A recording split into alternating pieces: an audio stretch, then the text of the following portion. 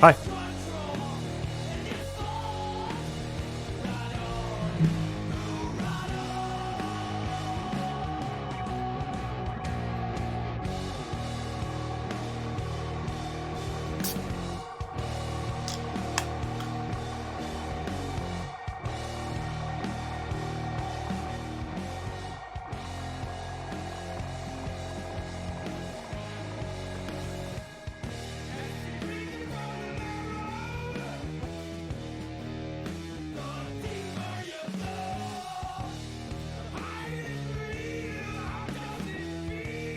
Alright. So today is the day where we write some dialogue. I just have to wipe these.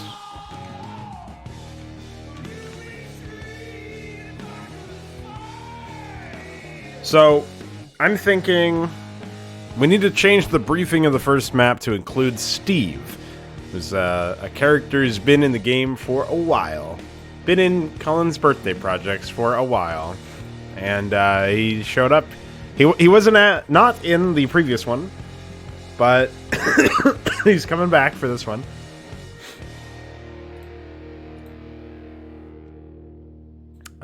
So yeah, pretty psychotic. But let's do that. First off, I'm gonna grab some formatting. Bing bing bing bong.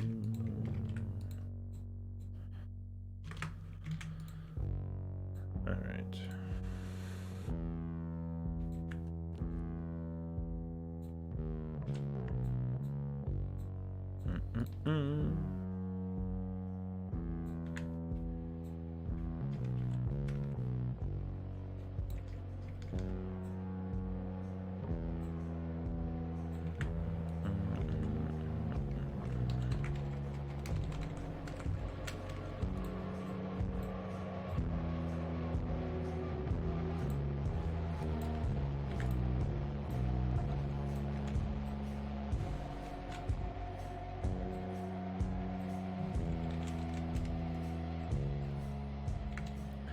So at this point, we've got to figure out how to just open things up, right? For the, the whole project. Why? Why do I have to still cough? Why?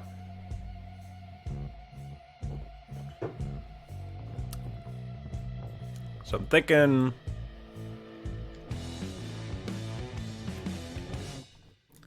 One key distinction here is we need to actually add in a Steve unit, I think.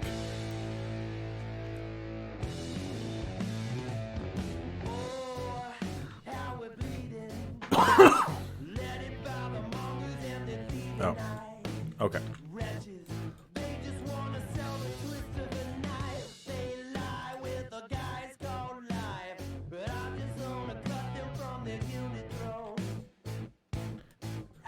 So...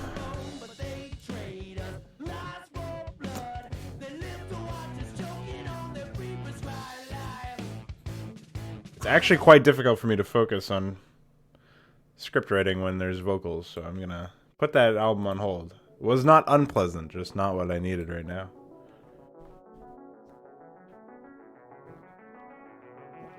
I might even turn this down on my end a little bit. So, like I was saying, we have, we basically, like, anytime there's an opening to a mission, right? Especially the first mission, you're opening up the whole campaign. You gotta give enough context for people to understand what's going on, even if your campaign's meant to be silly, right? So, at this point, I'm considering who are the key characters and what needs to be established. Now, at first, I opened up, last year, I opened up with a gag of him having voice messages, voicemails, and needing to get them listened to. And then by listening to them, he would be exposited some information. What's up, Luciferius? So the first message was a call for help from the local police force, and he just deletes the message, and that's like the bit. He's like, nah. And the second message is an Italian man saying there's free pizza outside your door.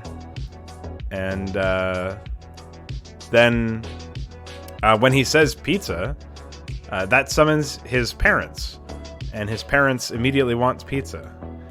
and then he leaves, and that's the end of the bit. So that's the whole end of the briefing, and then he appears right here, and he says, wait a minute, where's my pizza? And that's like what you probably have heard 1,000 times as I've tested this map. So there's not really much establishment. There's not really much going on, you know what I mean? Which is fine. Like, it's kind of a just whatever the fuck, you know? Because, like, the first time you're running this through, you don't really know about the presence of anime, necessarily. You don't really know much. But I already did that last year, so I want to do a little bit of something different this time.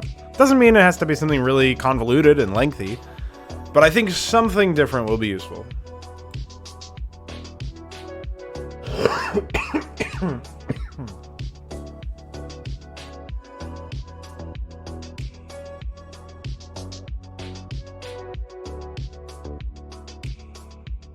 So yeah.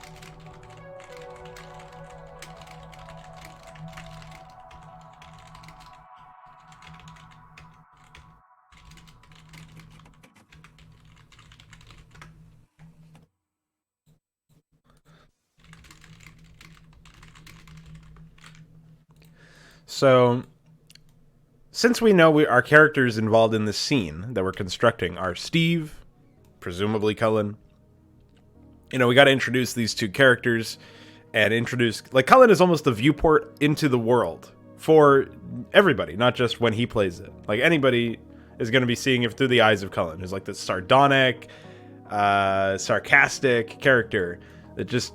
He's a teenager, right? He doesn't give a fuck. But he manages to stay aligned against... Like, he has a general distaste for anime. Like, that character trait allows him to be firmly on the good guy's side, even if he seems callous and uncaring in some of the dialogue lines, which is mostly for comedic effect. And so we get that little bit of a combo of the characterization leads to itself some very silly moments in an otherwise also silly project. So you get to a nice, like, little juxtaposition, I guess. So looking beyond that, we have to consider some other things. We have to consider... Steve himself is like... He's like a more serious version of that character archetype. He's not really sarcastic. He takes things very at face value. He takes things very seriously, actually. Very few things in any silly environment will give Steve pause. He's the kind of guy that will just try his best to get the job done. He's professional in that sense, but he's also just an idiot. So he's got that going for him. And just by virtue of taking things seriously, he was able to become a lieutenant. And so, you know, the military he came from is a mess. More on that in a future comedic project. But, yeah. We got that going on for us. We have a whole bunch of silly shit. So, you know, is it any surprise?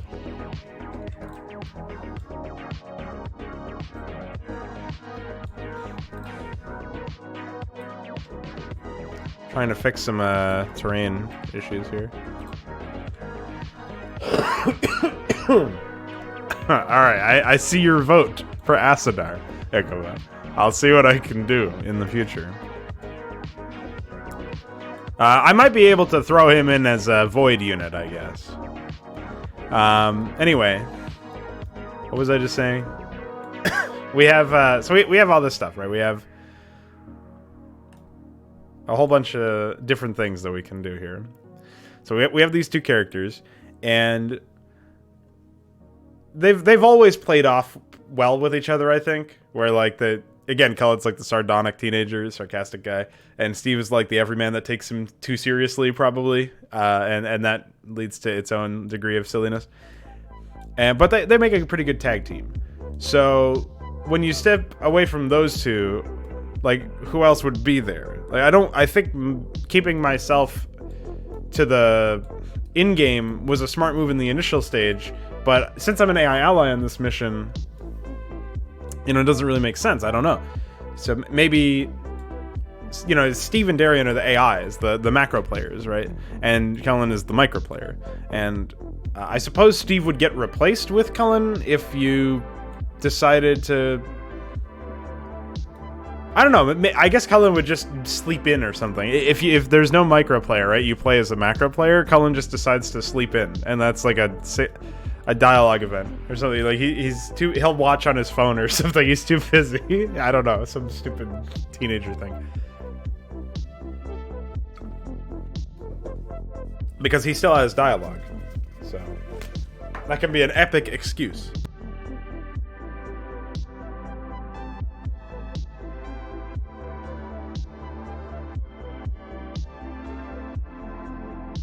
I am gonna run out of tissues in a second.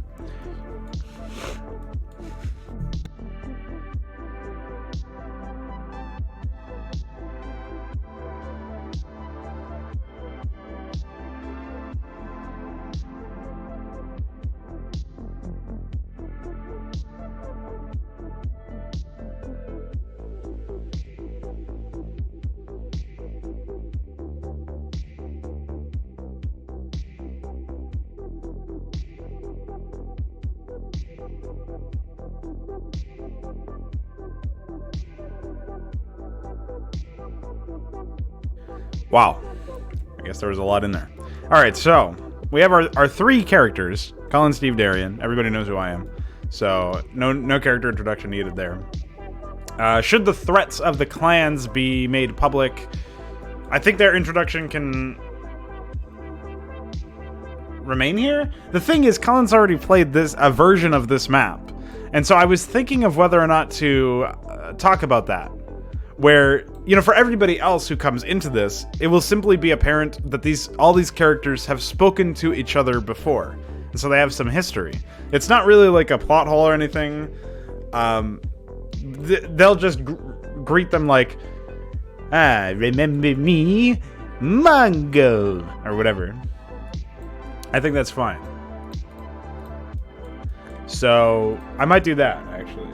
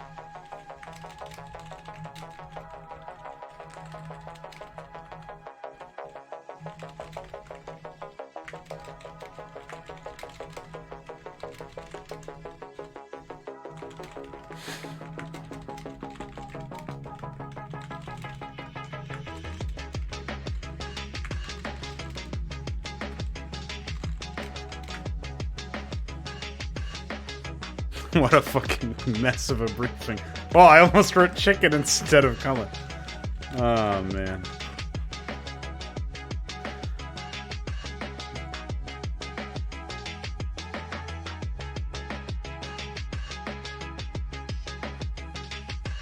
What's up, Alexander?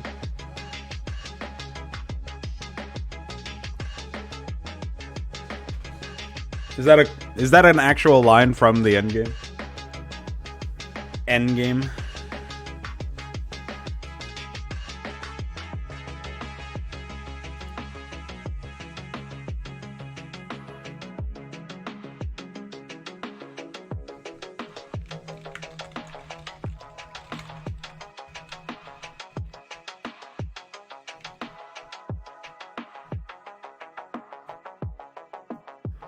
Inevitable.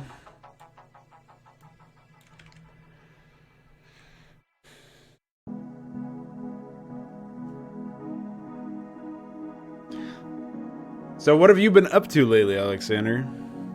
I know you've been taking well, it seems from the exterior you've been taking a break from working on maps of any kind in any RTS. But maybe you've been doing other things creatively.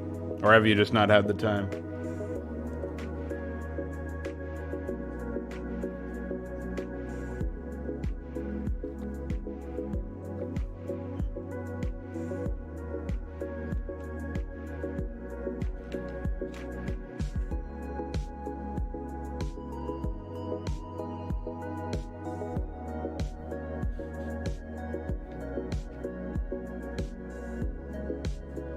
Right. You offered to playtest Mapcraft maps most recently. Was that your attempt at getting back into them?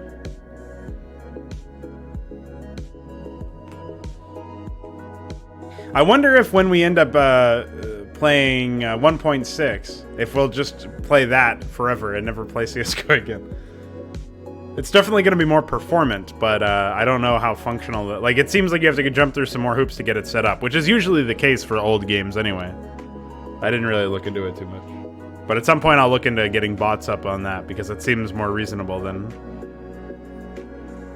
the alternative. The other issue, potentially, though, is that I think there's actually more map makers, or at least more varied maps in CSGO, but maybe I could get into map making in 1.6 better than I could in CSGO, because CSGO map making was so fucking asinine. Right, yeah.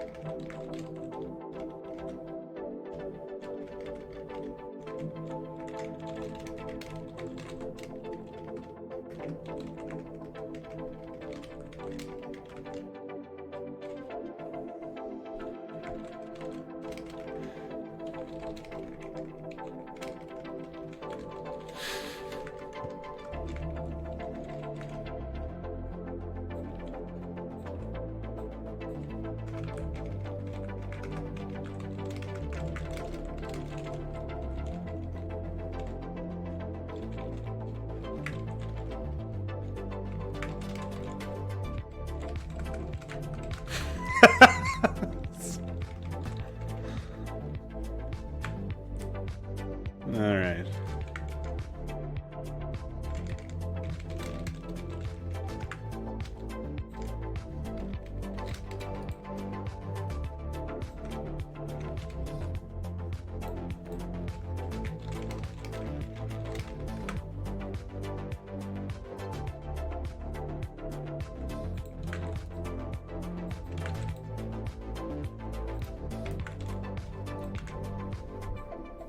Perfect.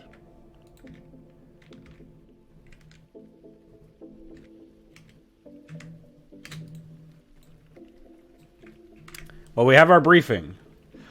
It's dumb. Just as I expected.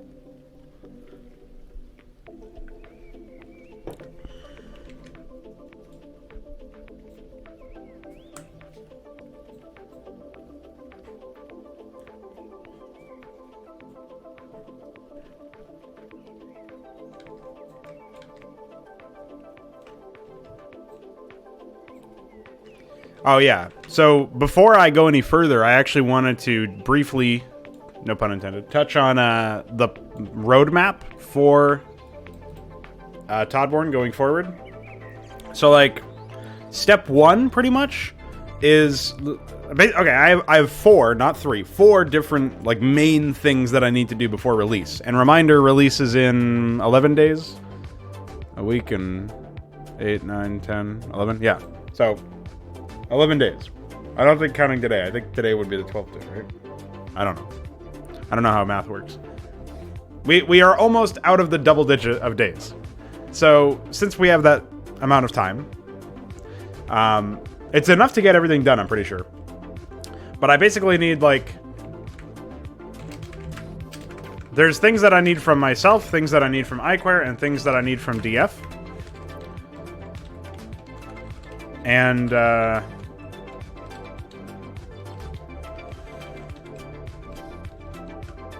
I will, if Balathal finishes his Spartan asset, I'll take it. Because I can use that in the cops. That's silly enough. So, iQuare needs to... micro resource rules.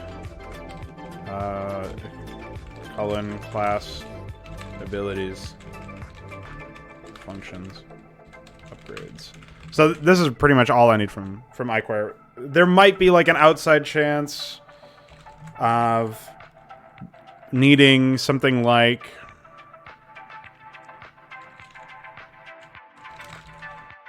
some new unit graphics. Just like for DF, there's an outside chance of north-facing outpost and dirt ramps. Oh, I should just say cliff ramps. There's an outside chance of that happening, but I don't expect it. Smoochy boy impact graphic. Moderator projectile. Cullen class reads. Okay, so that's basically like the big list. I don't really need much else. Question mark.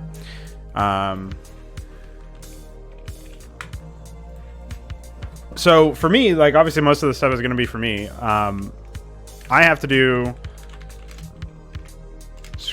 scripts, voice acting, transmission triggers, F1 and 2. I feel like this music got a lot louder. Just gonna go ahead and turn that down a bit. Yeah, so scripts, voice acting, transmission triggers from F1 and 2. That's like the first big thing that I have to do, right? And then there's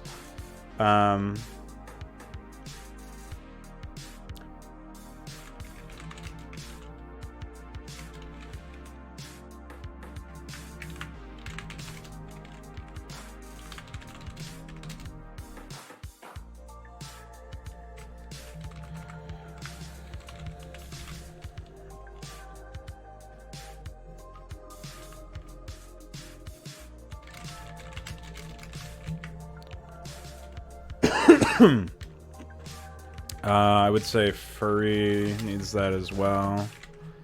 Yeah, so I need audio visuals done for a bunch of the units. I have to do those. So that includes new shadows for pretty much everything, but it also includes...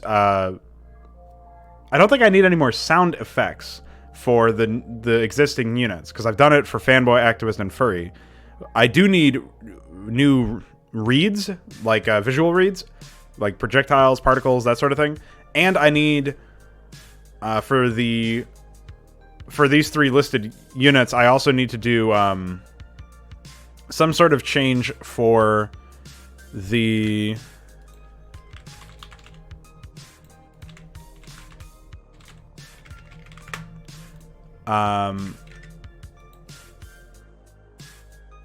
like the voice acting for their death sounds, basically. So I've got to get voice profiles down for them.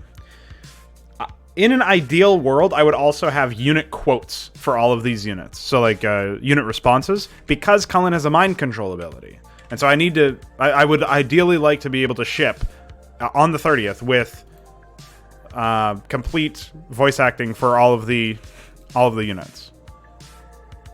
And yes, in theory, the microplayer can mind control a worker from either faction and build the whole tech tree.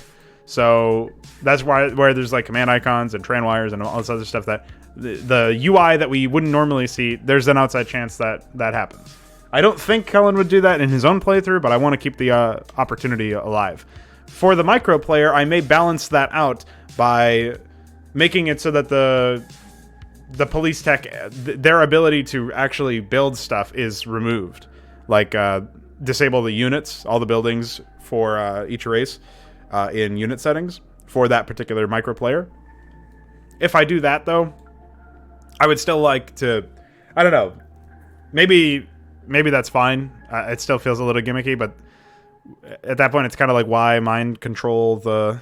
Like, why give them a mind control spell if they can't fully utilize it? I don't know. So I'm a little diametrically opposed to that, but I'll figure out how to balance it out, because obviously it's not great as it is. So those are the first 2 things that I have to do. Obviously, scripts, that's going to be today's focus. I don't think I'll do any voice acting today, but I will try to start on the triggering and like the outline, basically. So everything but the voice acting will be plugged into the map. That's what I'm going to try to do for map 1.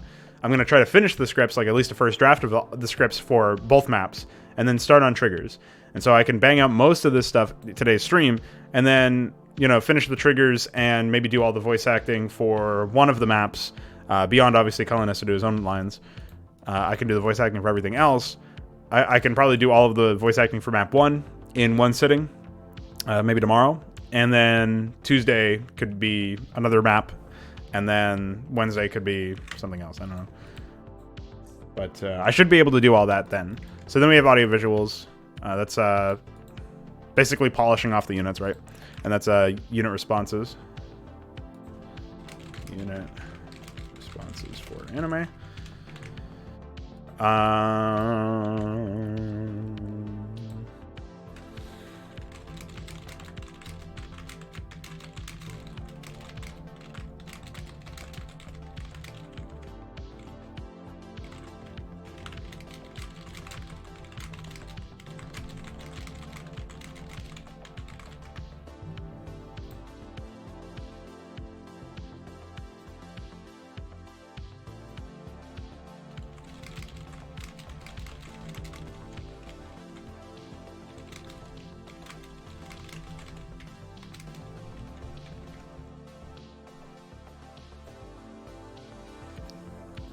So those are the first 2 steps. What was the second step? That was the audio visuals testing of micro or Cullen equipment micro systems. Void AI or just void. Then there's map 2 AI and terrain, layout, aesthetics.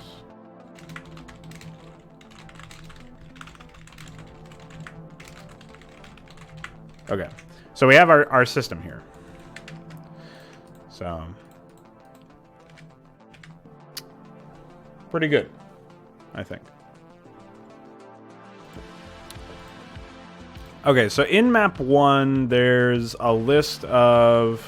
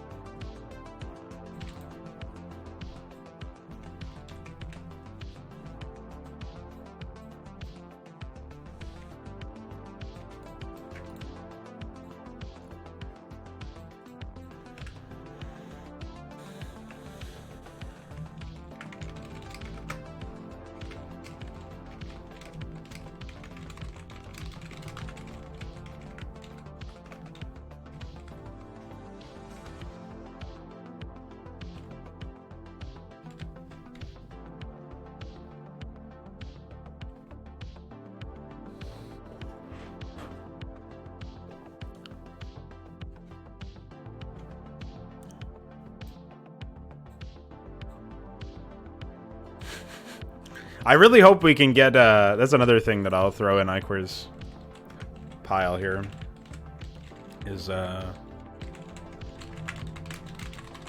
player combat AI command. There's, if we get the player combat command, what I can do is I can detect when, a player's structures are under attack, amongst other things. And if that happens, I can put that, I can basically put that on a loop, and every time that occurs within like a minute or something, like have it be on a 30-second to a minute cooldown, maybe some random delay between them before checking again.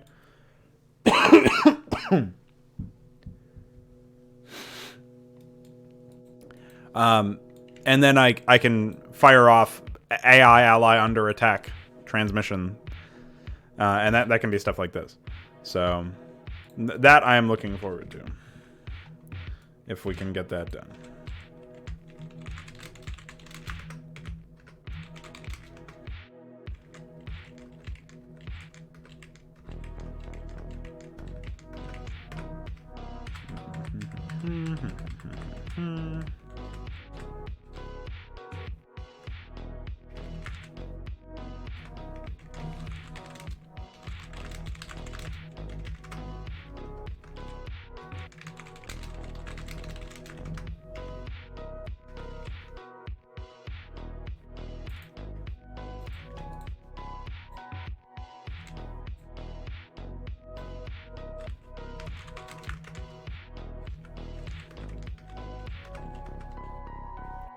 So 1, 2, 3, 4, 5, 6, 7.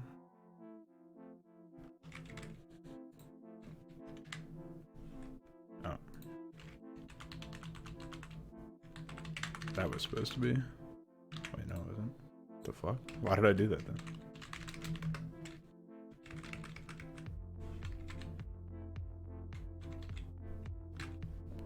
Alright, so now we've got the skeleton for Steve to do.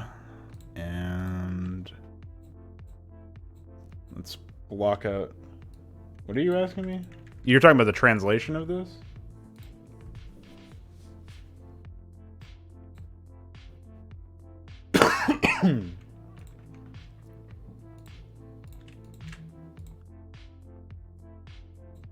What do you think?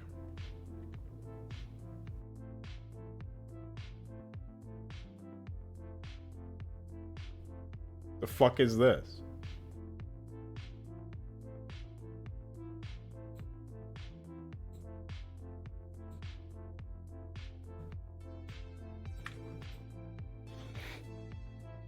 It translates into a bunch of Ks.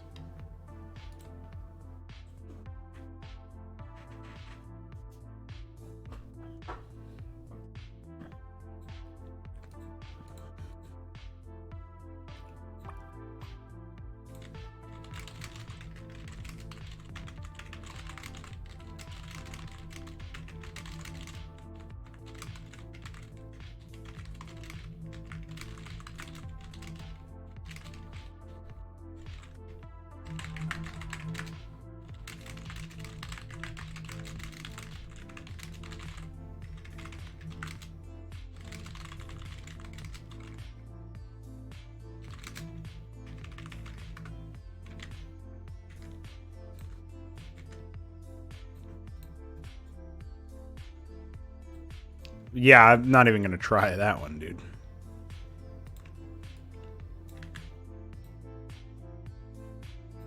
I don't speak Azerbaijani.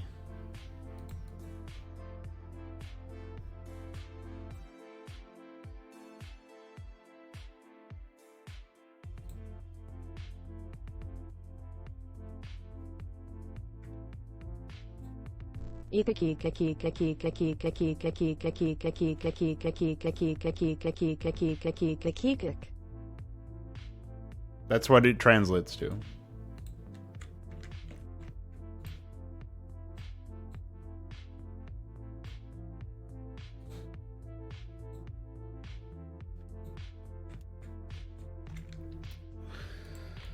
What's up, Janchevik? Haven't seen you in a hot minute. How are you?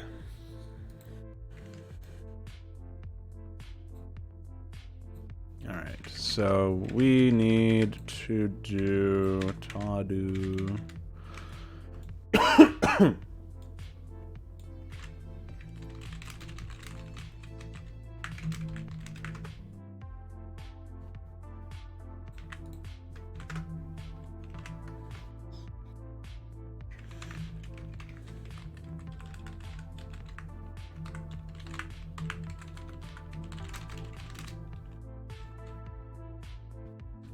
English only, motherfucker.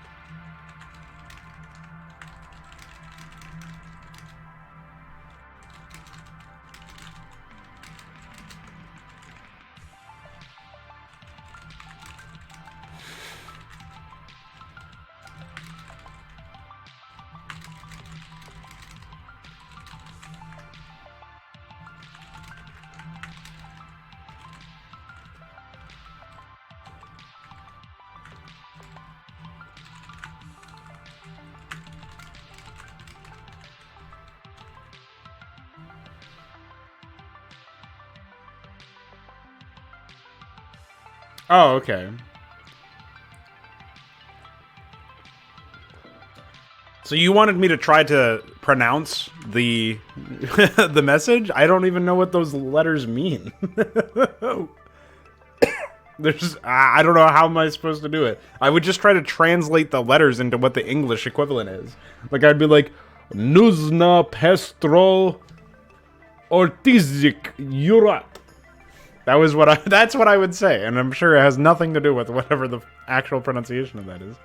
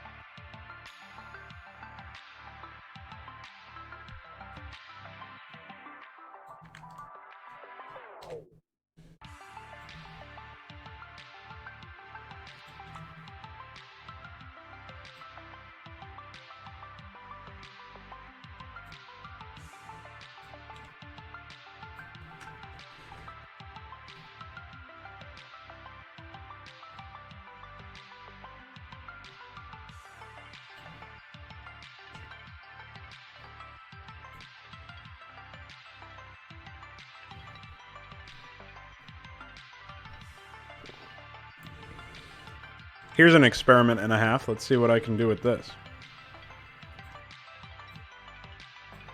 Oh, Jesus. Where even are the things that I'm going to be looking for?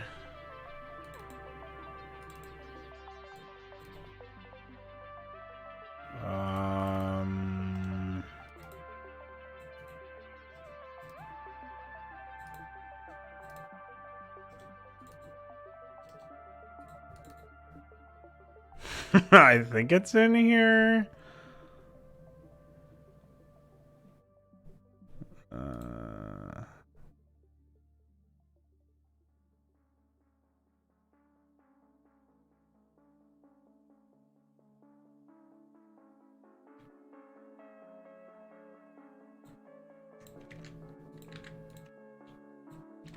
I don't know. Hey. What's it called? So many fags? The gods, they will come quickly. Thank the gods. I send stars. Can it be? Come, stars, come. Ah, XD. Todd, come now. XD, my prophecy. I sense prophecy. Prophecy. We must come on. Todd, Void. Prophecy. Todd, Void has come to collapsed. Shadow Strike should come. It. Come. The answer to our salvation. Come, my... I have been granted come. We must come on you. I must come on you. Ta must come on you. I sense come overhead. Coom. Ah, coom. Coom. So many fags. I sense come overhead. Shadow Strike should come. I'm looking for Amon, though. The gods, they will come. There's a second... There is another version of this somewhere. And I don't know where it is. Maybe it's in here? No, that's something different. That looks vaguely familiar.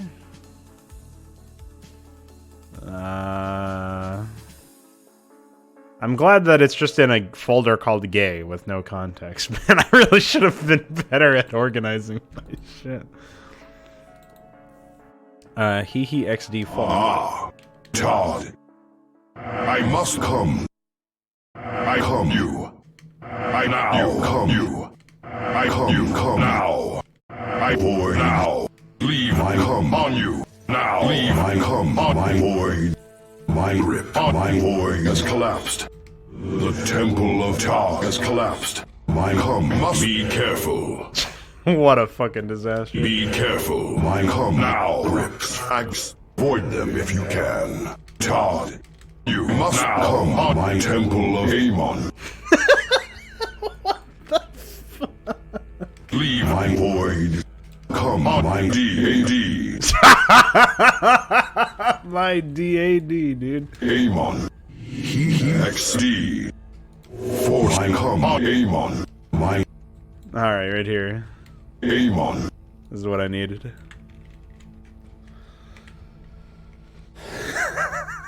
My temple of Todd has collapsed. Oh, I don't even know what the thumbnail is. Hold on, let me see.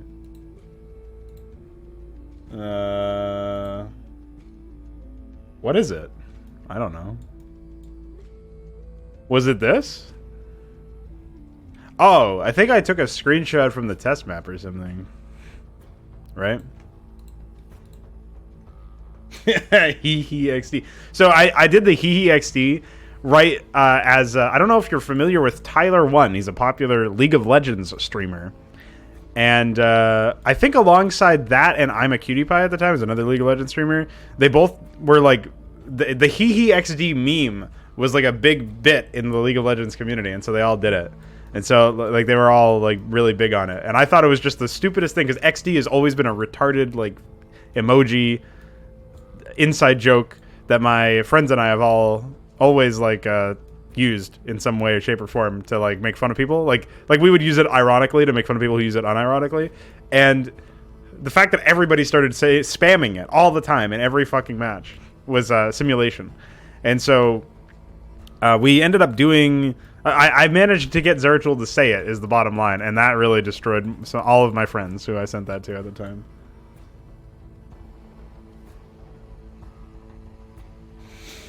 Yeah, so Zeratul, Tool, is he's a real man, dude. That basically birthed him. When I just decided to rip all of his audio and use it in various contexts. There's got to be some line where Zeratul says Fury. If UED Commander were here, he would know.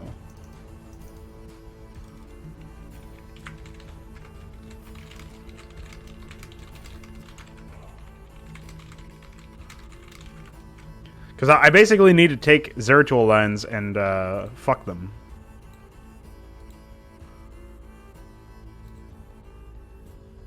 Amon. That's a good start.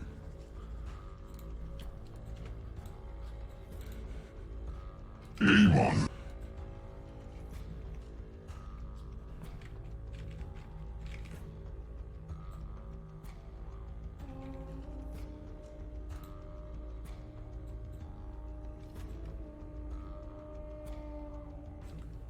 Amon. Oh yeah, this is a powerful echo. I forgot about that. We basically need like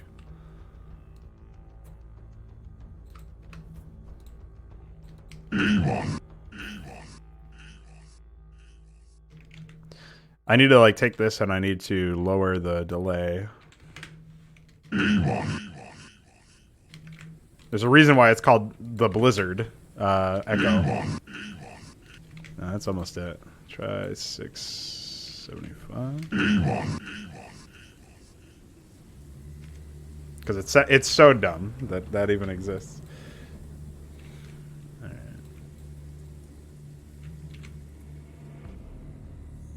right. I'm not making a character call that. That can be your guys' responsibility.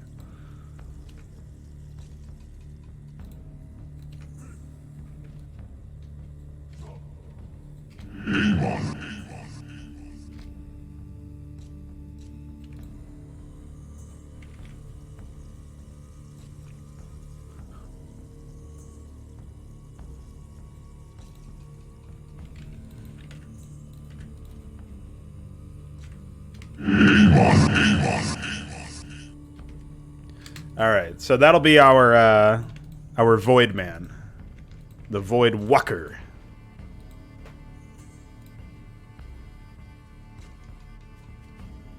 Yeah, I reviewed Overlord a long time ago. I don't even remember what I said. I figure it was probably just a meme review where I was like calling it a bag of dicks or something. It was an okay game.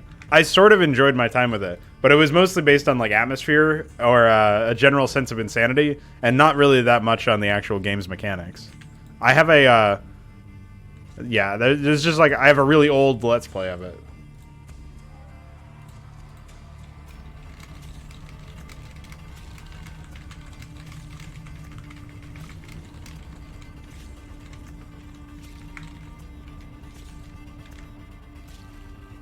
I said nothing positive, but give it a positive review.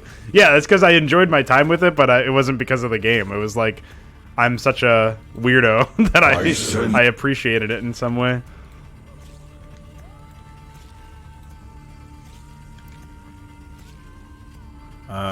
Here's another thing I've got to do.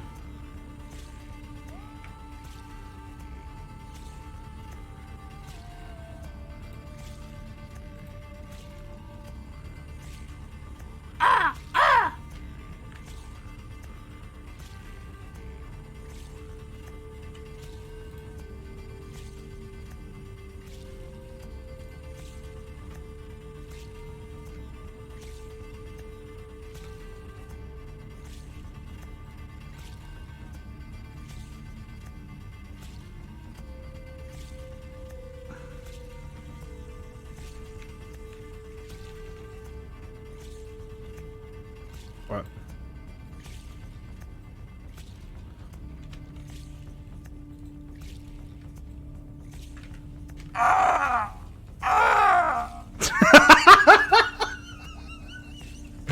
What the fuck? That's awesome. I like that.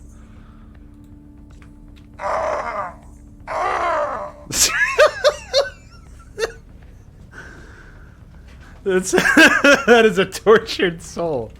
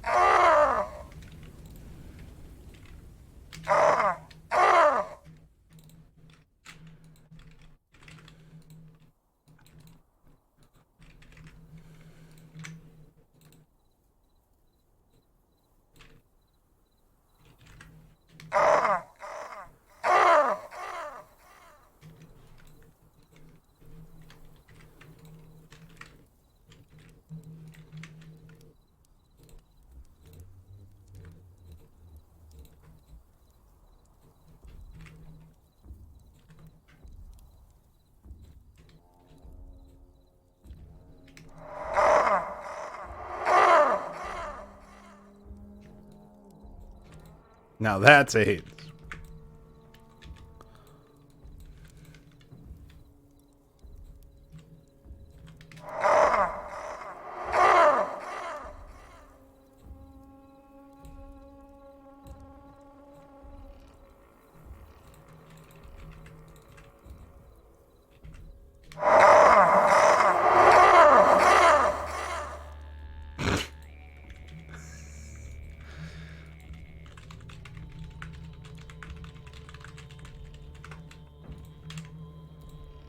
Just a psychotic crow.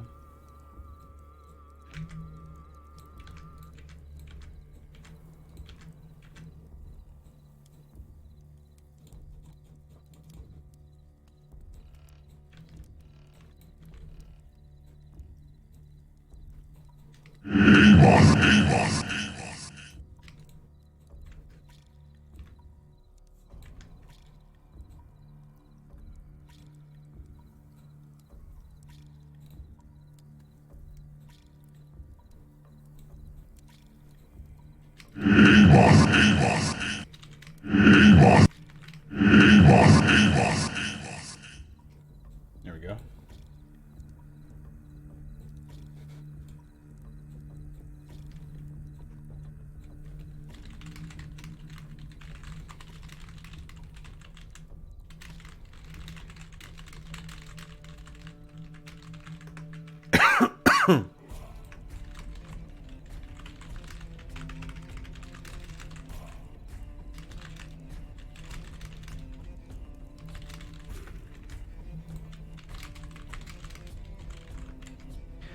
It would be really funny if I could get DF to hook me up with like a void remapping and then get iQuare to make it so that all units owned by the void are remapped to be psychotic looking.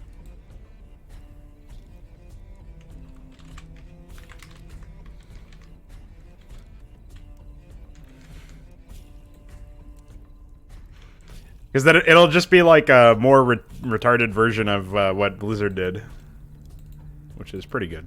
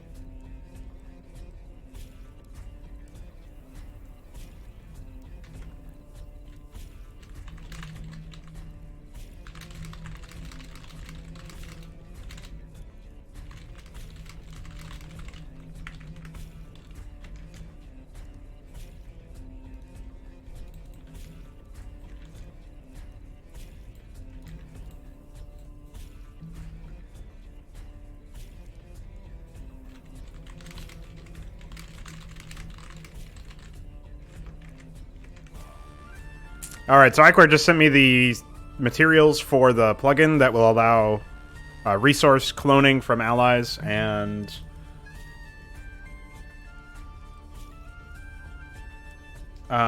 resources gained when killing units that are owned by a Protoss player.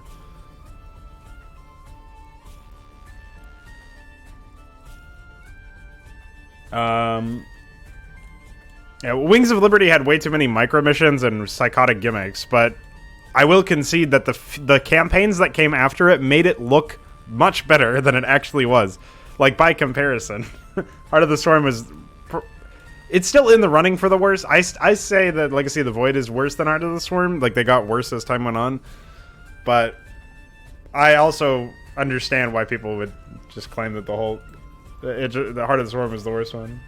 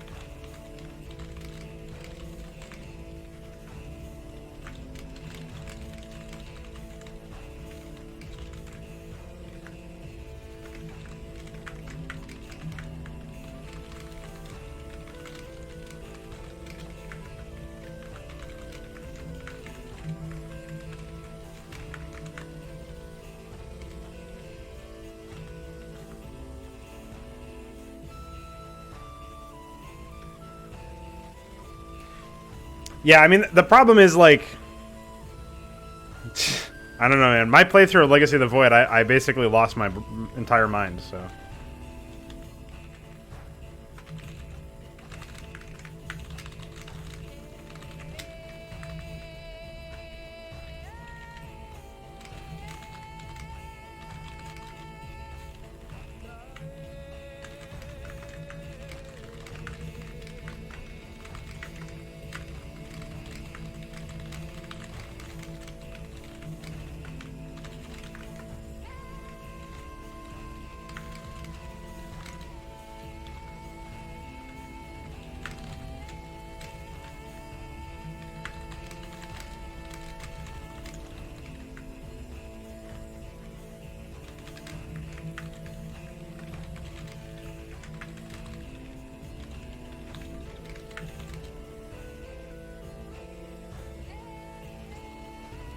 Dude, I still can't believe they killed Zeratul by making it, like, Mesk and I had a whole conversation about this on the cutscene podcast. We did a podcast on whether or not there was any merit to having cutscenes in your game. And we basically talked about how everybody had used cutscenes really poorly in games. And we actually gave the example of Zeratul's death. Because you play as Zeratul in that whole map. And then there's this epic Goku fight, which you're not invested in at all. Because it's like the same thing as yanking control away from you in an RPG or something. You know all of those ARPGs or shooters where there's a boss battle and you're fighting the boss and then the cutscene kills the boss for you instead of the boss dying to you? Like, that's what I mean. Like, basically, Zeratul dies, but it's not because you played poorly or it's not because you controlled Artanis and killed him. You know what I mean? It's just this scripted sequence where you have to follow along their epic movie XD. And that's the only way that you can experience that. So there's no investment. Because you didn't make any action. You didn't do anything. You brought Zeratul from point A to point B, and then a cutscene took over and did the rest. And it's like, what? That's such a shitty way to establish some stakes.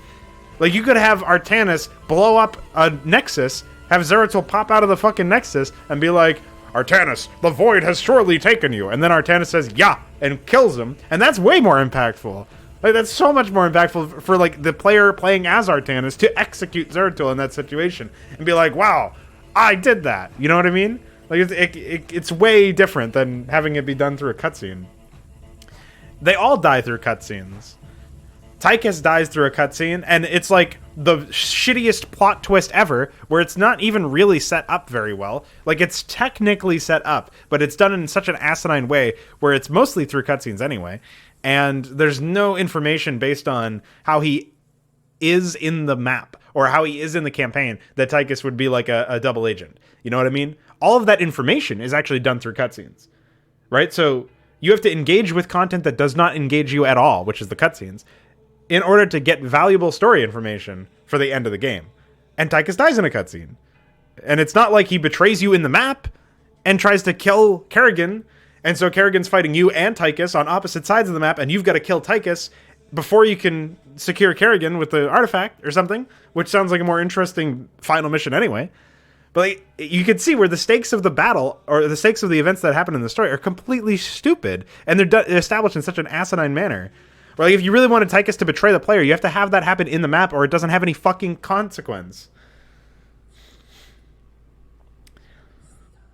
It's so asinine.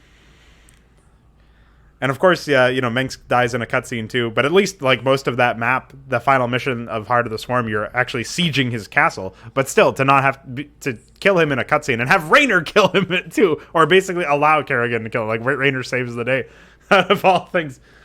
So dumb. It doesn't matter, Jankovic. It doesn't portray it as epic.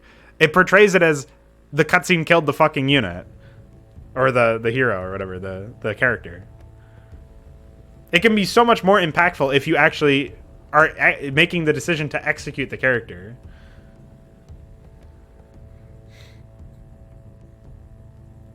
You're right that they wanted to portray it that way. They wanted to make a fucking movie. They didn't want to make a game. And it shows at every step.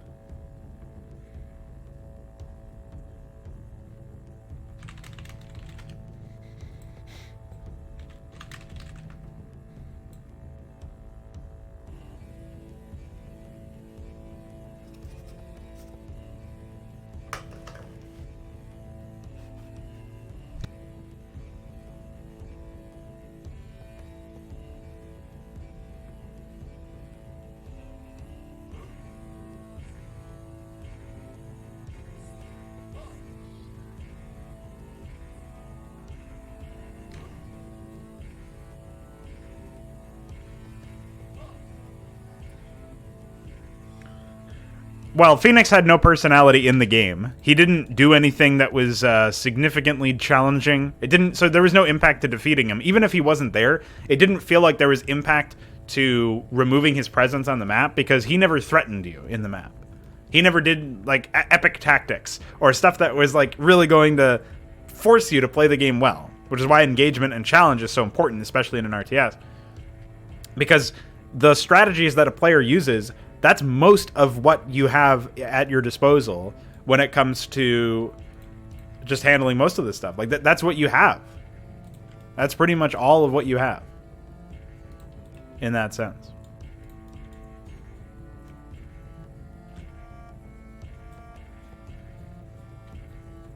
So, if you don't make use of it, you're pretty much fucked.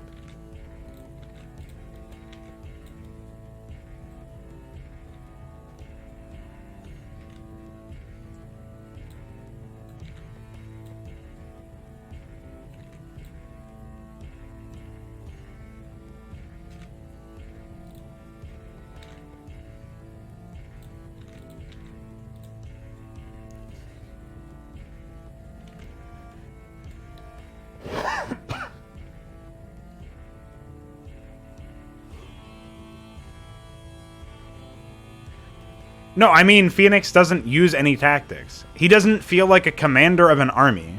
The AI is just pointless. Also, I think Phoenix actually attacking and then retreating when he got too low would be completely possible. It's super easy. I can do that right now through idle orders. I can make an AI use a hero to attack and then tell them to retreat. So the fact that Blizzard didn't decided that wasn't important is stupid. And then in Warcraft 3, they're just like, well, you could just revive heroes, so there's no consequence to killing them in game because they can just come back. But then if they die in a cutscene, then you know it's real, lol. Except sometimes it's not real, lol, because we don't know how to tell a story. Yeah. Big surprise. I think the speech would have been fine. Well, no, it wouldn't have been fine anyway. The thing is, like, when you kill Phoenix by broodlinging him or whatever, you don't actually have, like, there's nothing for you to have there. You know what I mean? You just pause and wait until the text finishes showing on the screen and the voice acting finishes playing. Like, that's really bad storytelling as well, because then you're taking control away from the player. Anytime you take control away from the player in the middle of gameplay is just a big no-no. Like, that's why cutscenes should be bookending maps at most.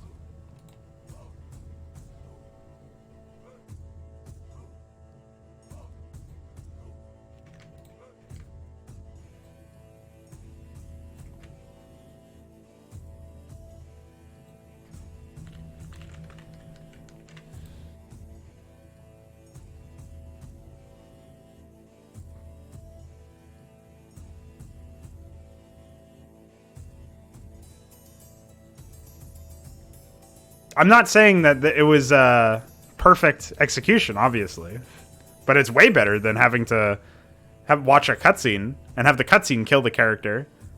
There's no impact there. There's no investment. You didn't do anything. You certainly didn't deliver the killing blow. So it's just shit.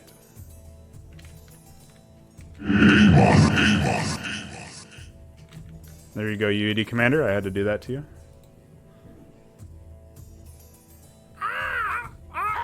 Oh, fuck!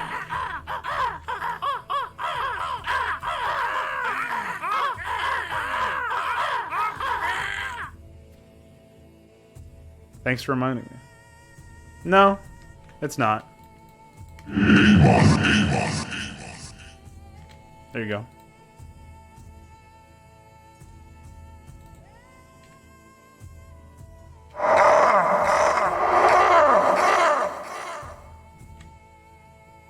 Now you've been destroyed.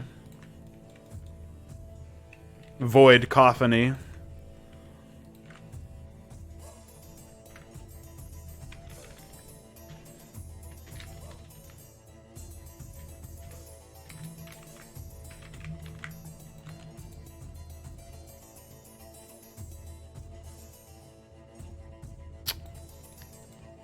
It doesn't, like, it shouldn't be handled with that level of Mongolism.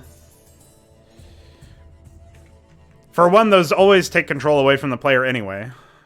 Like, that's why they're stupid in Dawn of War, because your units are no longer able to be issued orders because they're playing a retarded, gratuitous animation instead of actually being able to be used like units. That's always been the problem with that. So the idea that you can, like, you play a significantly longer animation for killing a hero, but then in what case? You have to then... Are you telling me that you want to make gratuitous animations for every unit that could possibly kill the hero? Because that's a retarded design overhead. Should just die like any other unit. Are you telling me that you want a specific hero of your side to kill that hero in an animation? That's basically a cutscene, and then you also have to bring that hero specifically to that place in order to kill them, instead of it just being a basic event in the game. Like, there's no reason for it to be a significant event otherwise. Like, dialogue, a couple of lines to acknowledge the death of the hero and move on, and then reflect on that in a briefing or a cutscene later on. But don't pause the game. Don't pause your units. Don't mandate that a specific unit be brought to a specific beacon before they can do the specific cutscene. No need for any of that.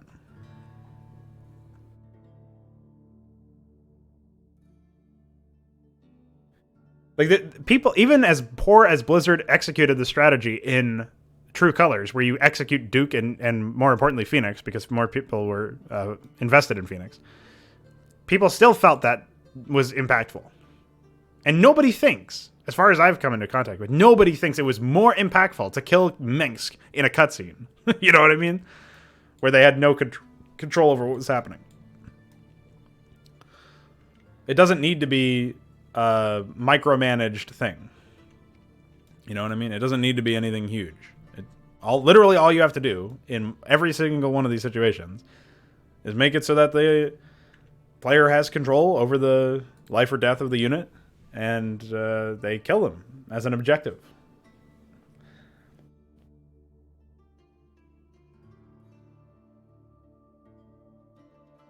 I mean, all we have is counterexamples right now. We really don't have any examples of it being done well. We have examples of Blizzard doing it in Brood War, but we don't have examples of it being done well.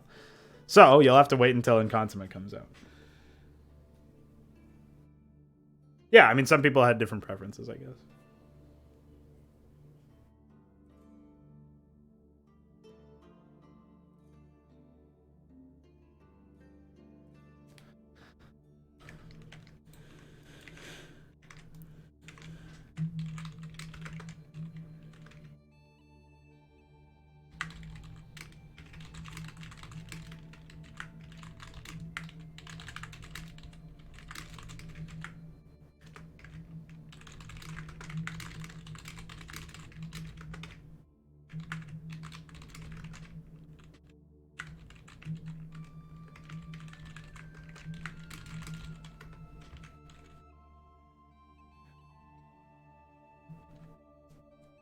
Yo, guys.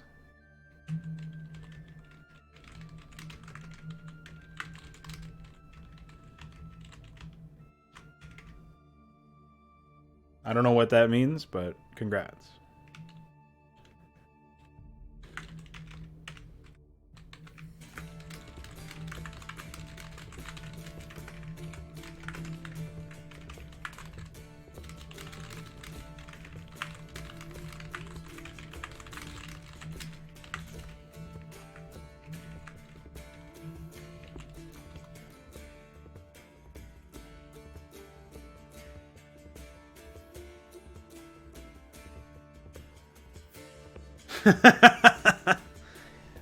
Zomana, you'll like the change in Hydra where there's an upgrade for Reavers that makes Scarabs airborne, so they no longer have the pathfinding issues.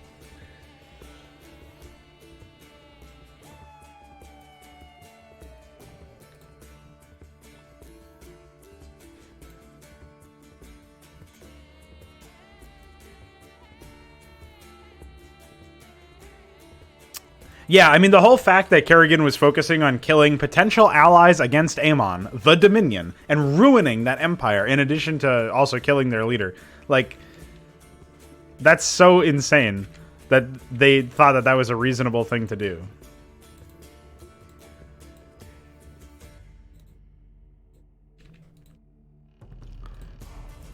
Or a believable thing to do.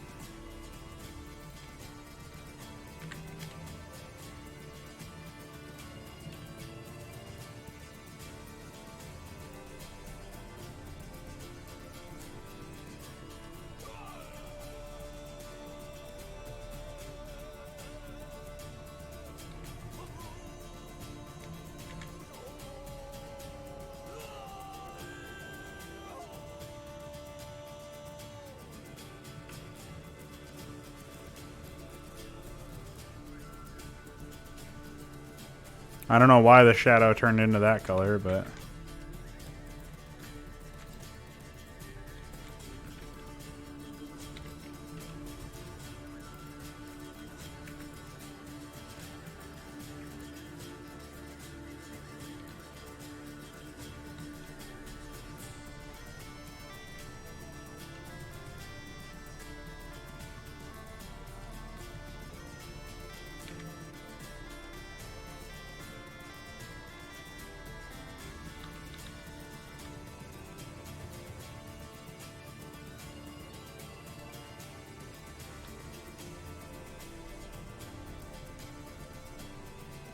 Oh, it was because of this.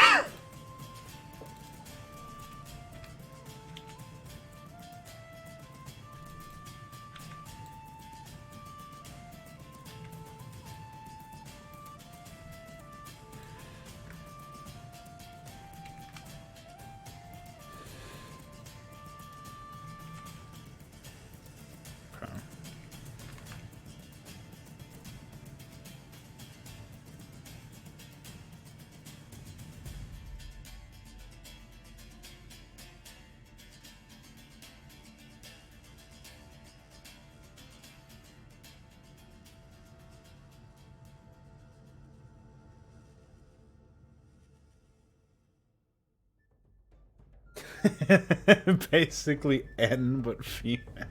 What makes you think that? That is a scary thought, but I don't follow.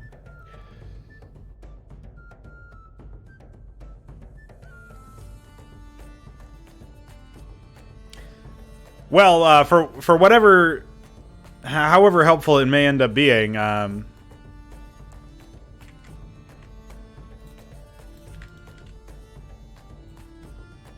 Hydra and all those are basically meant to help you play the game at a high level without the pressure of playing against a real player, right? And I'm sure some of the missions will be easier than others, so... maybe that will be of assistance.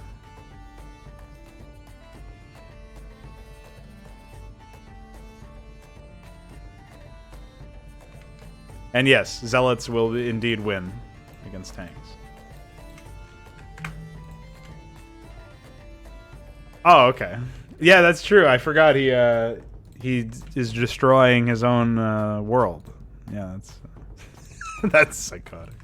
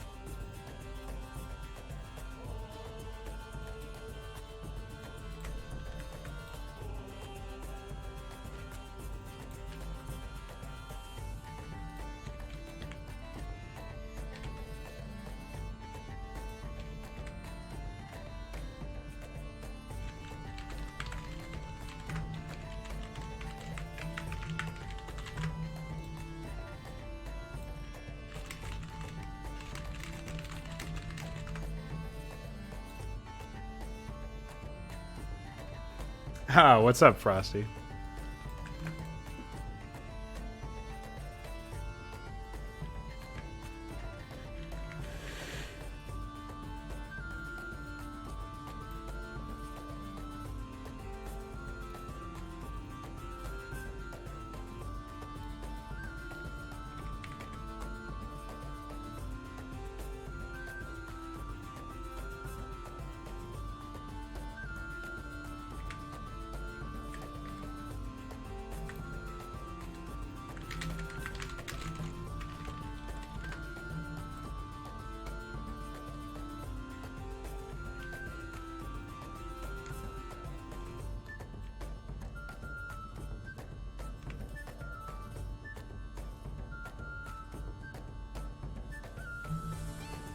Yeah, siege tanks are a very asinine concept, but I don't like. They work fine in gameplay. It's just really strange that it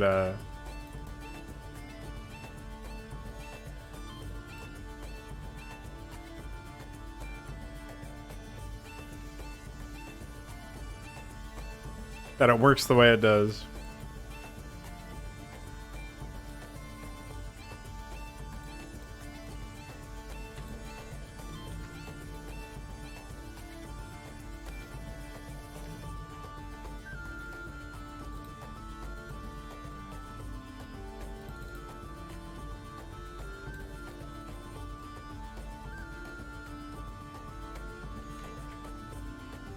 Colin Void, by the way.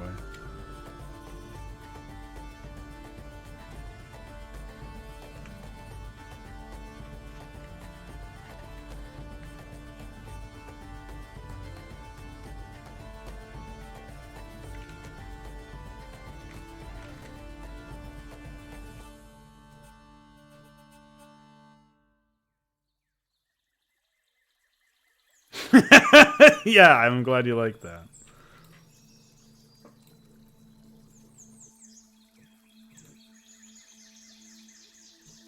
Hey. The fuck?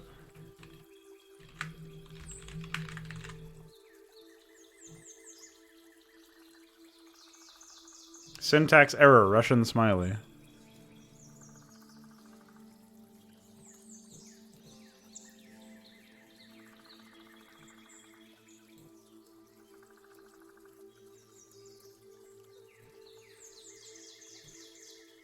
Alright.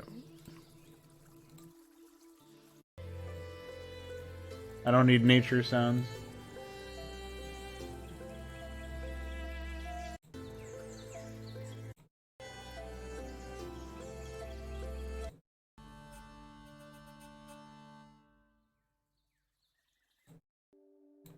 Had to skip that song.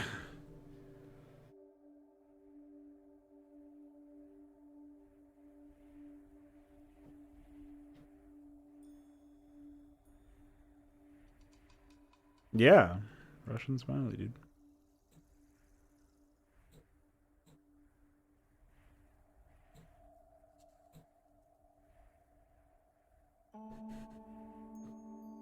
So why are they complaining about parentheses?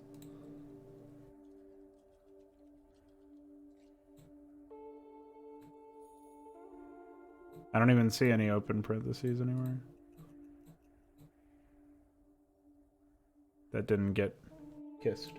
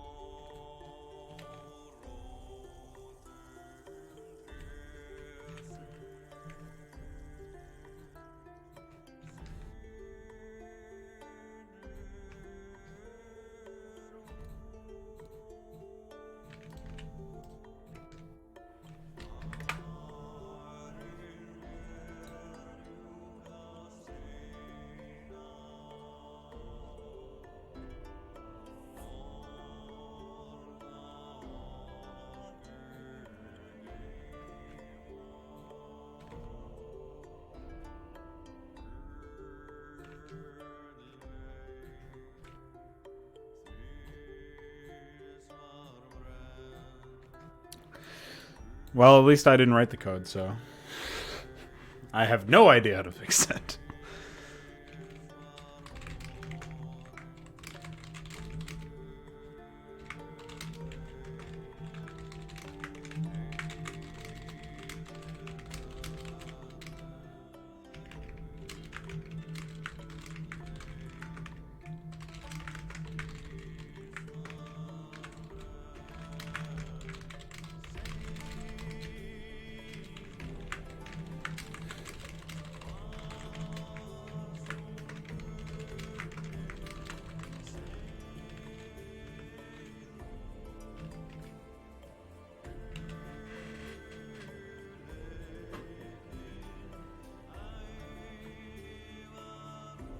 What's up, Connor?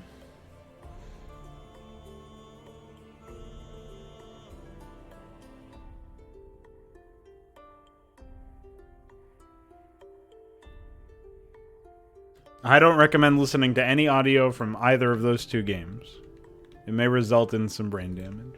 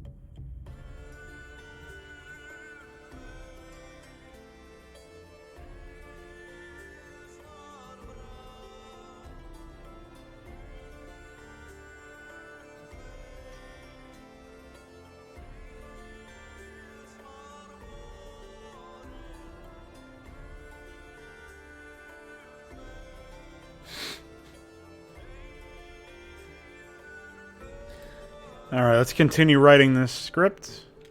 We have engaging the enemy, we have engaging the anime, we have engaging the void. I figure... I don't actually know if there should be any other dialogue events beyond killing the various players, like player deaths, basically, player base deaths. Right, so we would have a dialogue line when Steve's base is destroyed, when Darian's base is destroyed, when Crack's base is destroyed, and when Mongo's base is destroyed. And then the victory, right?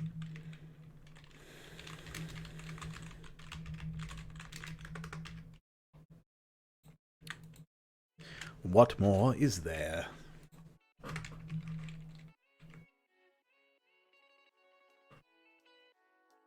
Yeah, there's a dog. I ported it from Metal Alert 2. It's pretty psychotic.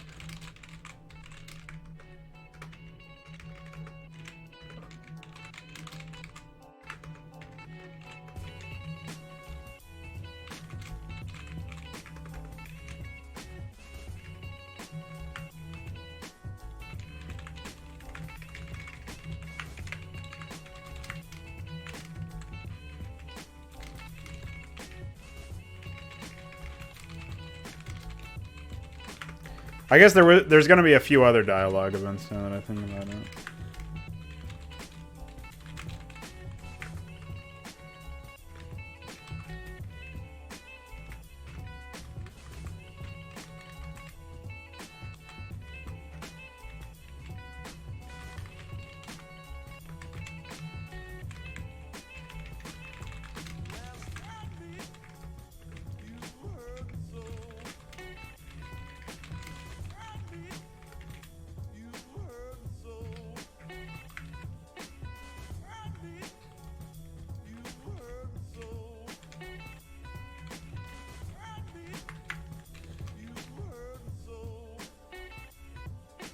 Well, there's no Starcraft units in the entire game.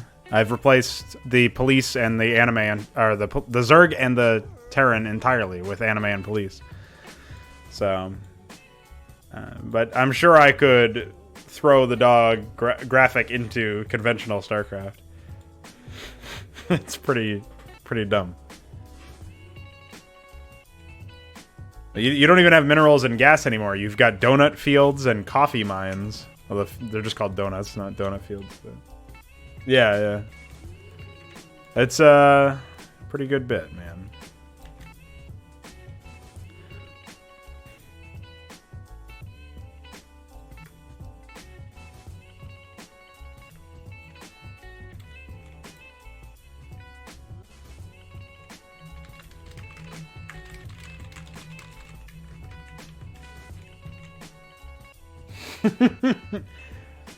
You may be a police officer.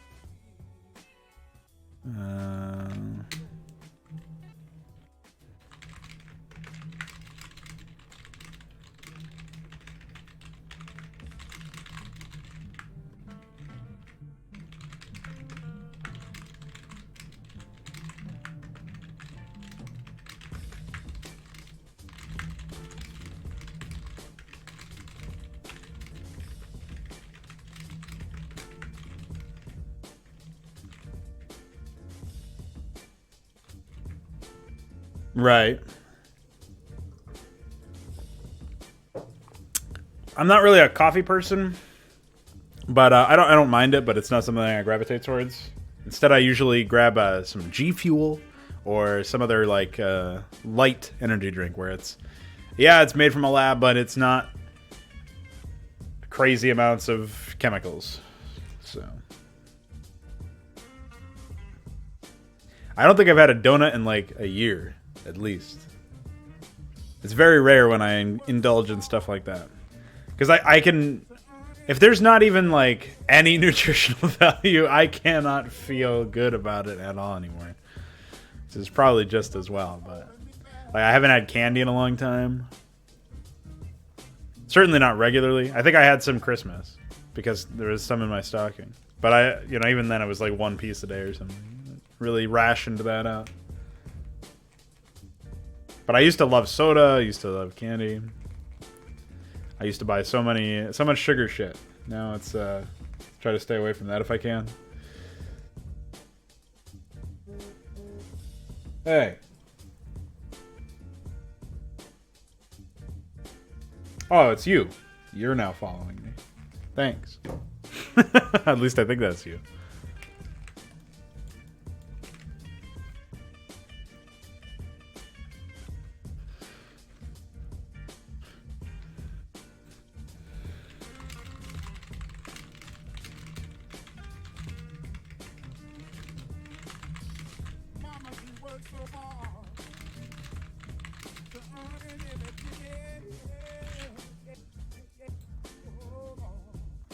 Oh, I've got to place an Ori temple. Whoa, yeah, it is, dude. How'd you know?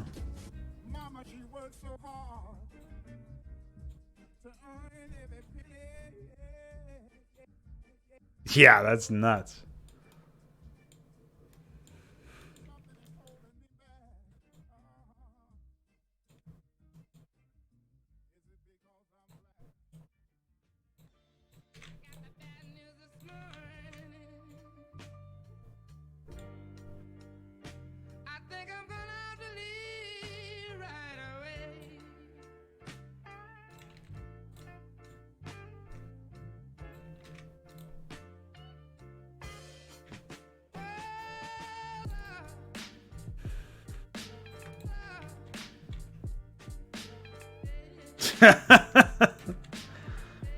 Inspiring obesity.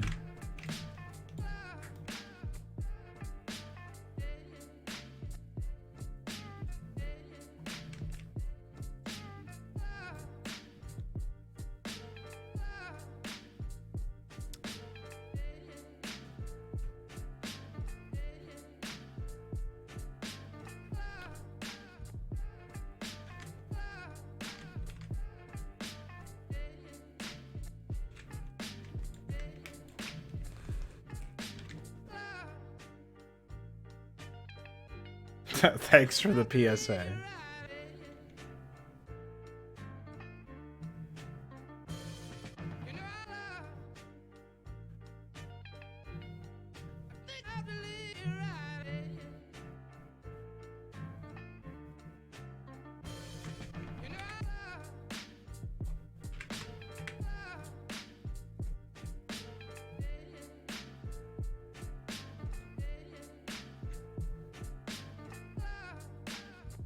I should probably try and fix the player color there.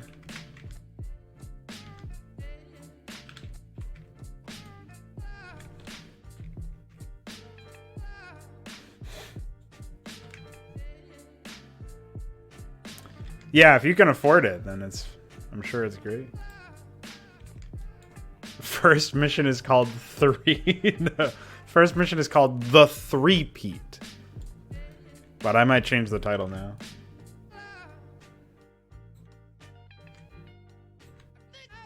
It has 3 in the title, yes.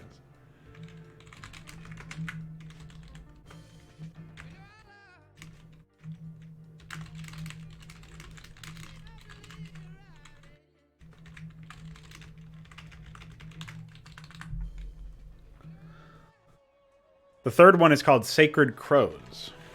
But I don't think I'm going to get to a third one. Pretty sure that's not possible. It's certainly not feasible.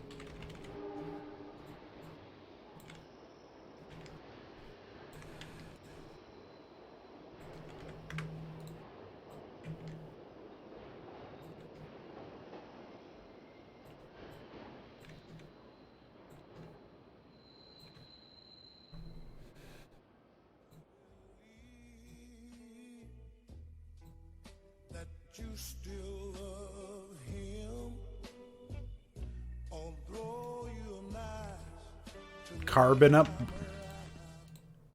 I believe that you still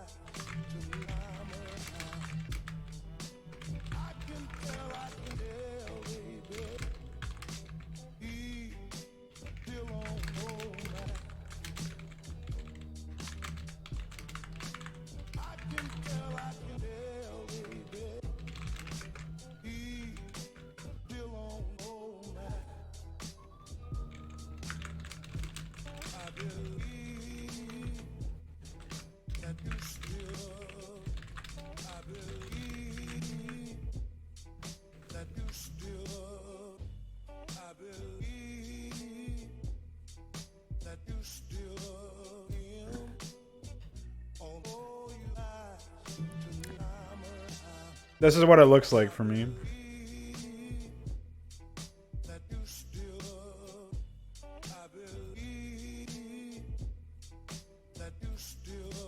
I mean, maybe if I just try to build it, it'll work, but I don't think so.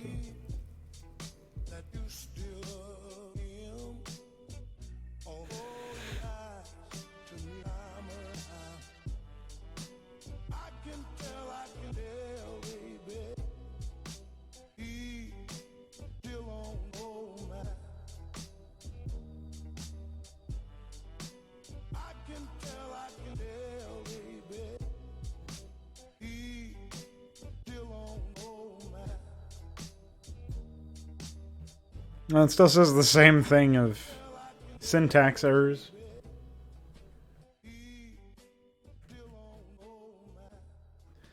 Yeah, it says lone sprite isn't a is undefined for one, which I assume is supposed to be included here, but for some reason they can't open these files.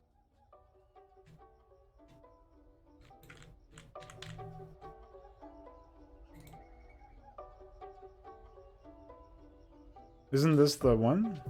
Definitions.h.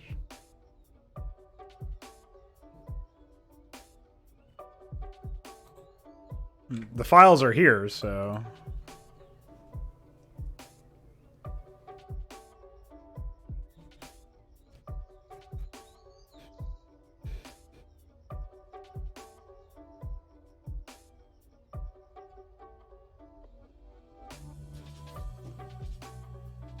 Right. Yeah. But I don't know why it's not able to include these files. It doesn't make any sense.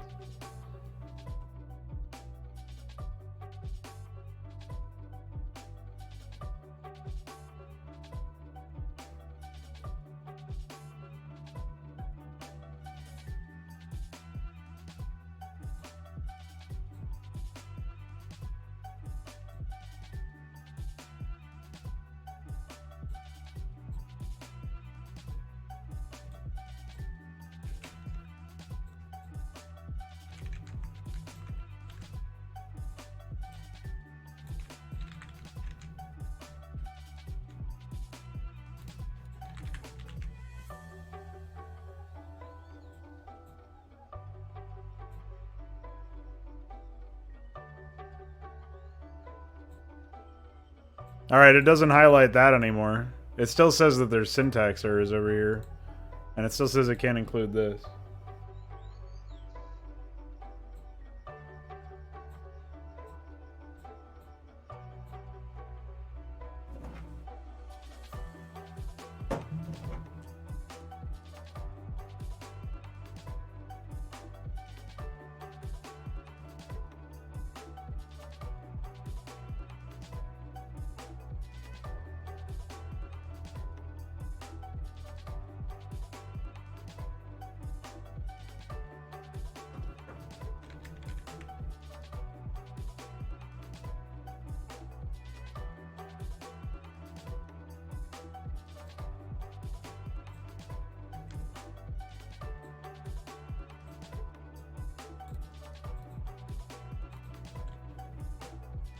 Alright, that was all I needed, I guess.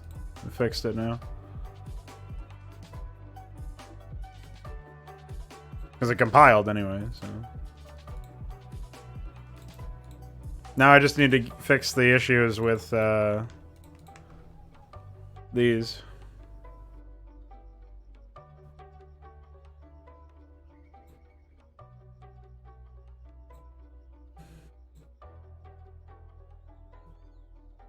I can't do it yet. I have to wait until A's compiles. It's still breaking.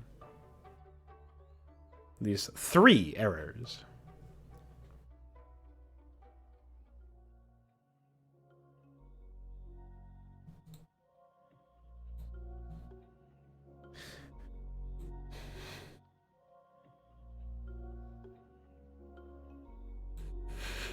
You just send me your whole fucking folder.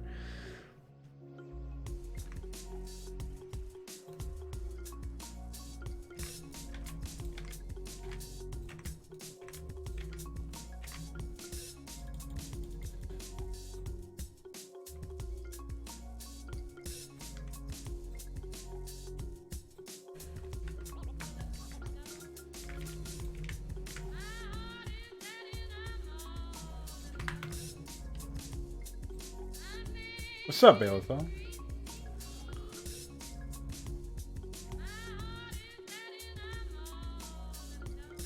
Prepare to explode Todborne.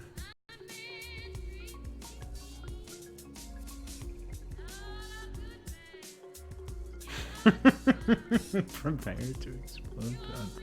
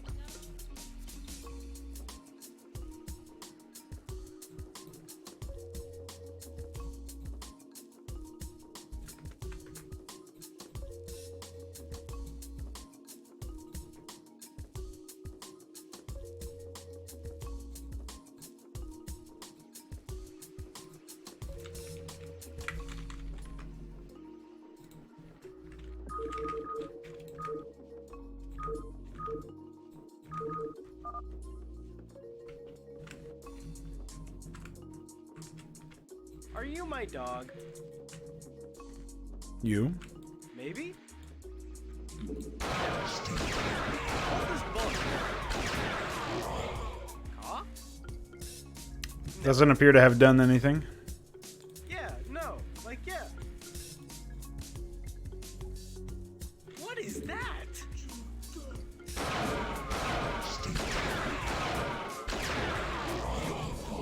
Huh? Hey, No, nothing.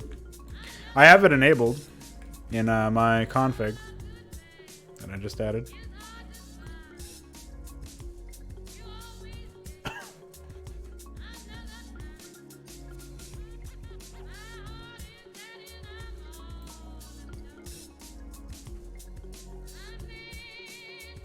What unit IDs did you use for Cullen Hero?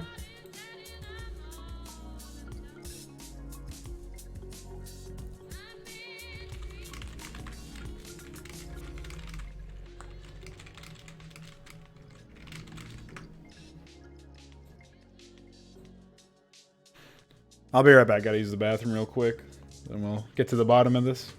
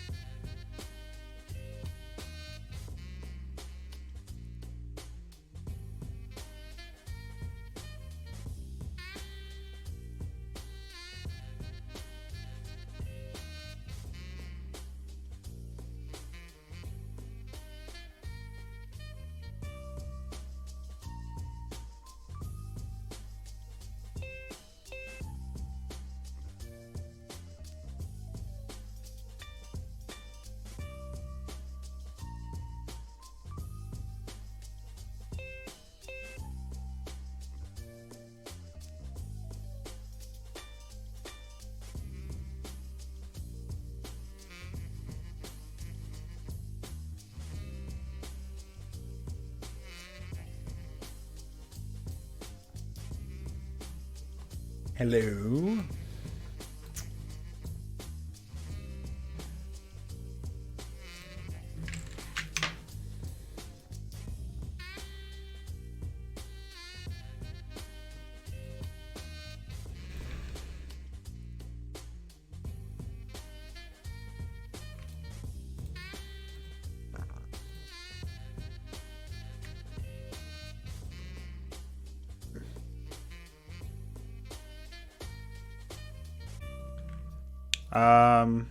I can't speak for him, obviously, but I'm pretty sure he just meant that you shouldn't play his current project, his released projects, because he would prefer that you play his older ones. Hey, stop using adrenal glands. Use the updated source, SMH.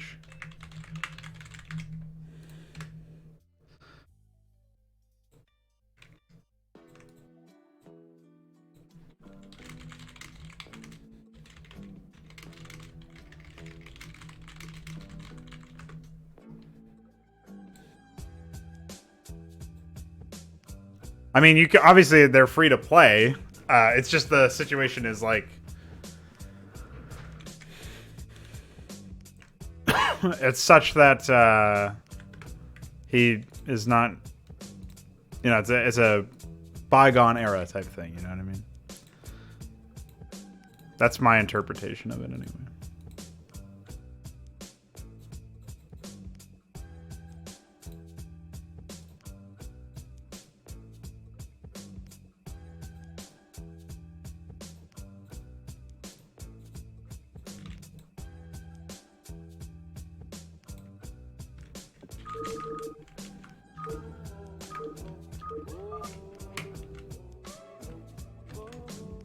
I wonder what Ahmed would do. Lifespan next time, moron. Oh, okay. So we have killed unit as Protoss.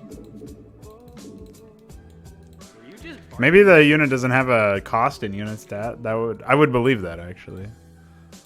Let's take a look.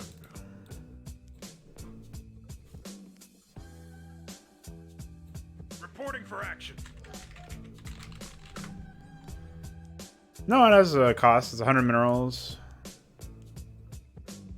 And yeah, so I said it's Reporting for action. Freeze. No.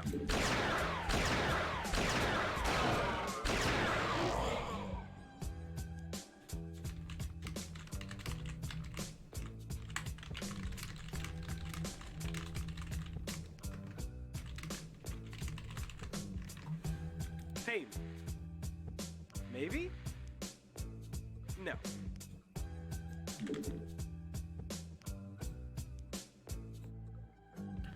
Doodan. I haven't played his work, so I don't know. Never seemed that interesting to me. Anything that doesn't have a mod can't be good, just by definition, so. I don't think he ever tapped into modding. I offered to do some modding for him when he was interested in updating his projects, but he has since done nothing, as far as I can tell. Neither updating nor getting into modding. So it's one of those projects where he tries to have like a... He likes to Terranify Protoss for some reason. But that's all I know. The mission designs were very basic and cookie cutter. He was able to make a large number of maps in a short amount of time, and of course none of them are very high quality. That's pretty much all I know about it.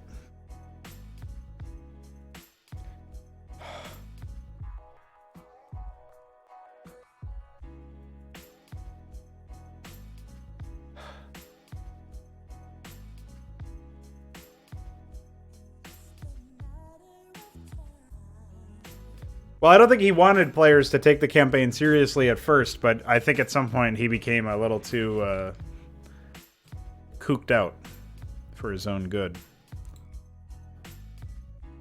This is all like conjecture based on shit I've learned through osmosis.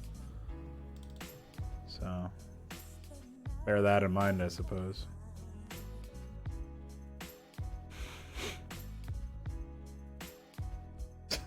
It's not palatable, though. Cartooned as aids to look at. Just like the rest of the game.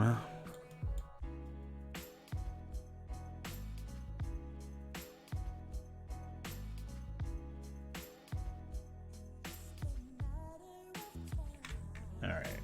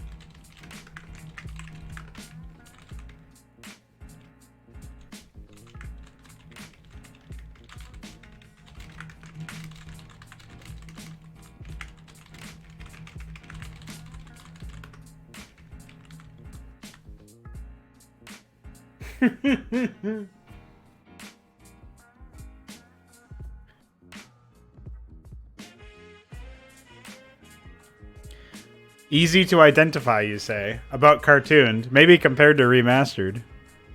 Although they did put a psychotic filter over the default graphics, so I would avoid those too.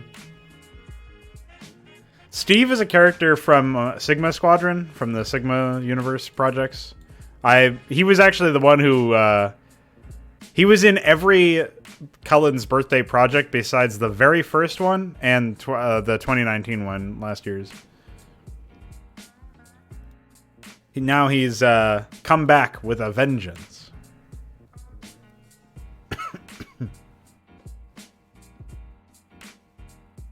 Oh wait, I guess he wasn't in the 2018 one, was he? I think he had a cameo in the first one, so I guess he technically was in there.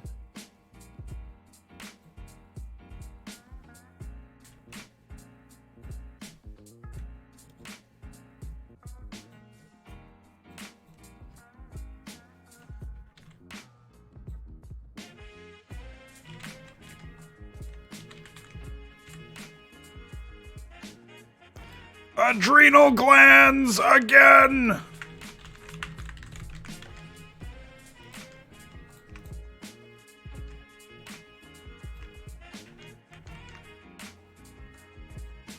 Oh, that's probably my fault, though.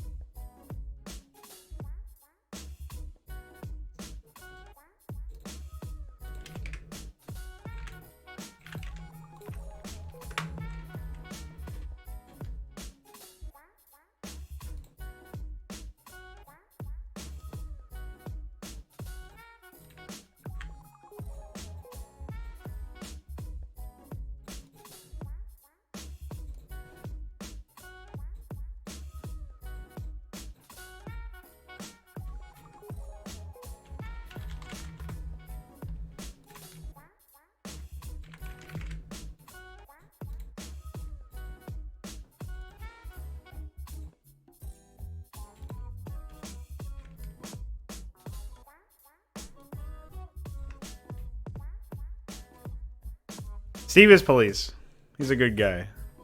And yeah, I saved the wrong file. So I sent you the old one. I fixed it now, though. Huh?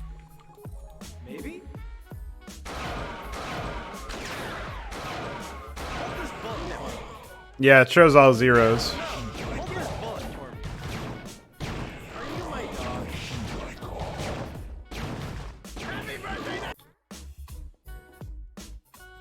Happy birthday, Necron.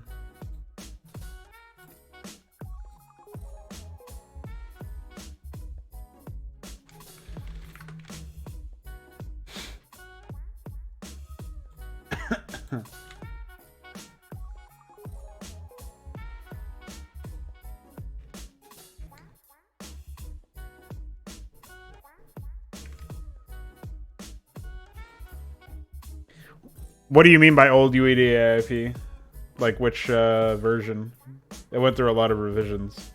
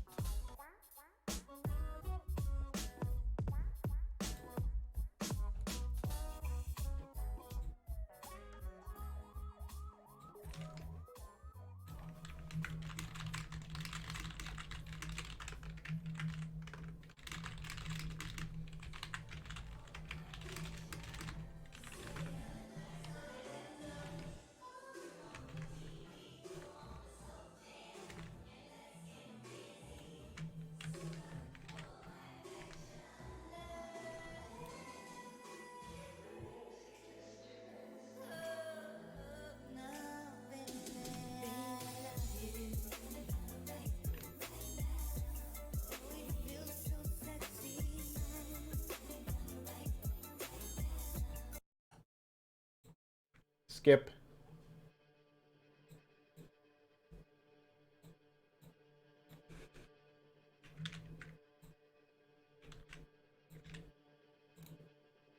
They strike at our base. What a disaster.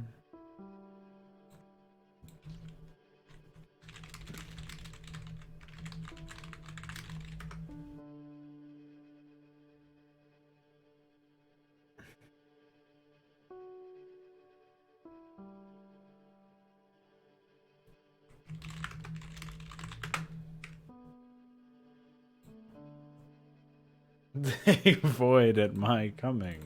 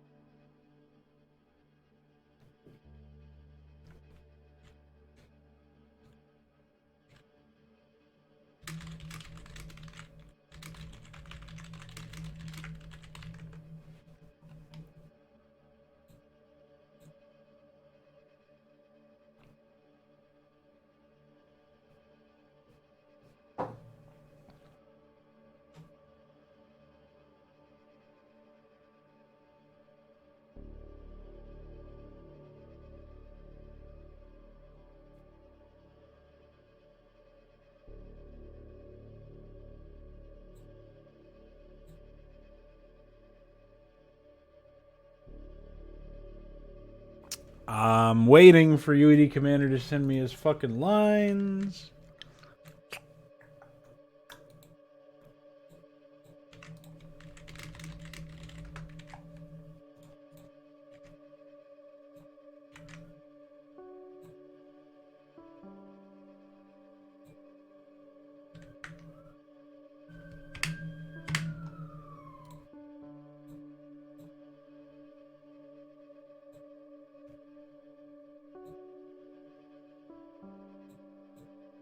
The enemy focuses their rage. Rage. Rage. Rage. Rage. Rage. Rage.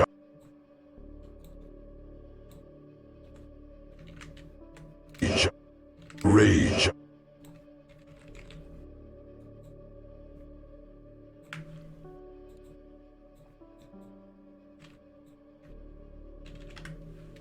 Rage. Rage. Rage.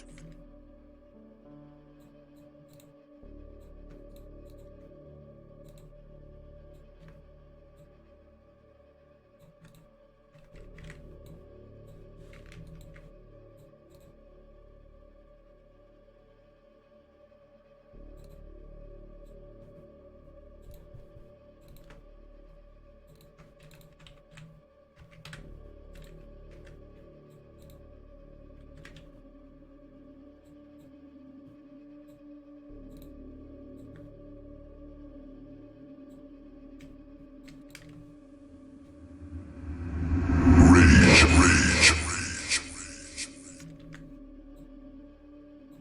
Aim on. Aim on. Aim on. Rage. Rage. Rage. Rage. It's so retarded. Aim on. Aim on. Rage. Rage. Rage. Rage.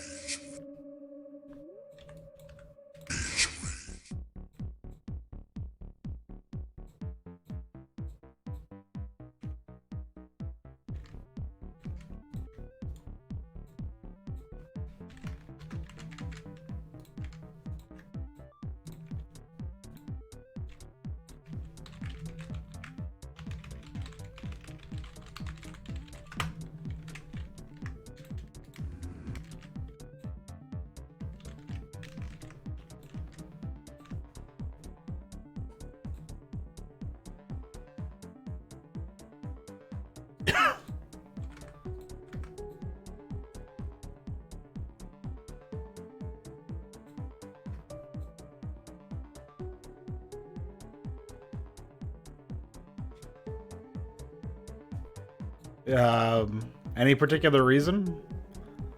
Sequel to campaigns generally are considered different campaigns. Especially if they're made in different time frames.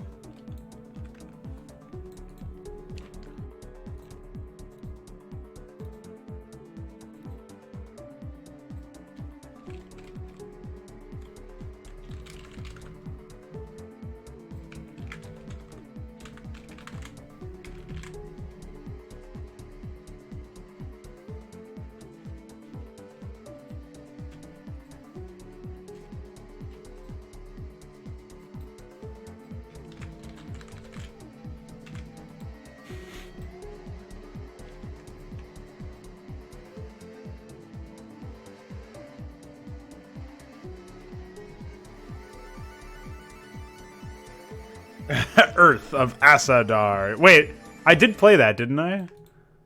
Was that really the same guy? Dude, he's got... If he has more campaigns, we gotta play those. Birth of Tassadar was such a fucking disaster of a production. Just jumped into a memory hole. I completely forgot about it. But it was, it was pretty bad.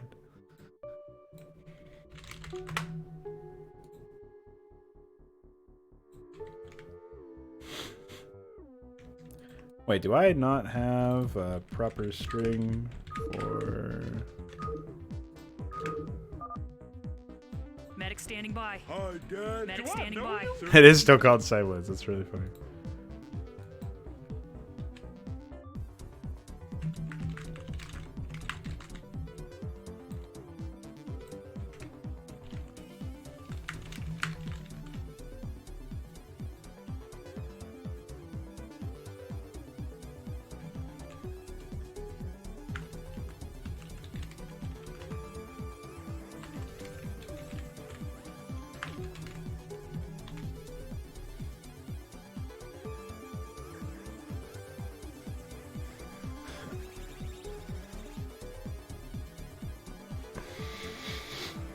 Why didn't you guys call executor Zecutor?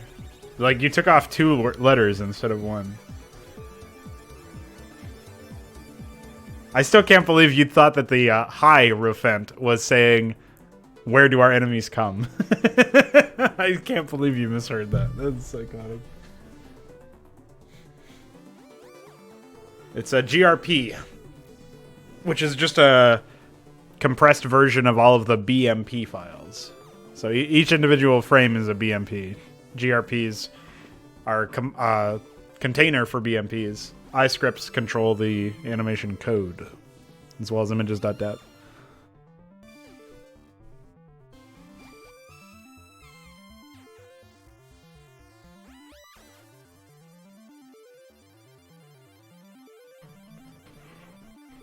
You can open the extracted BMP files in wherever you want, yeah.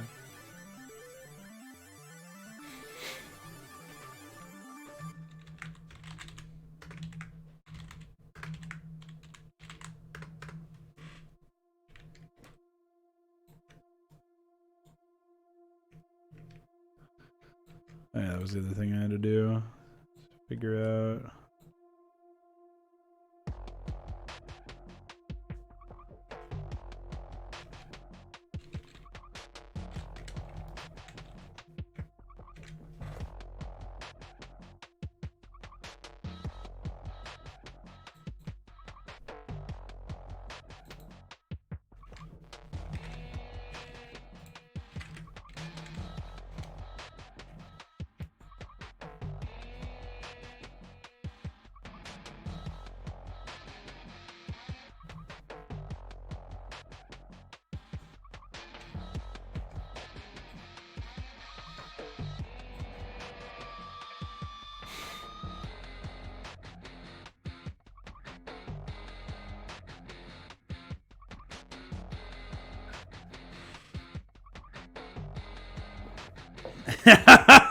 Yeah, I agree. I don't even know how you would extract the cartooned assets, so good luck.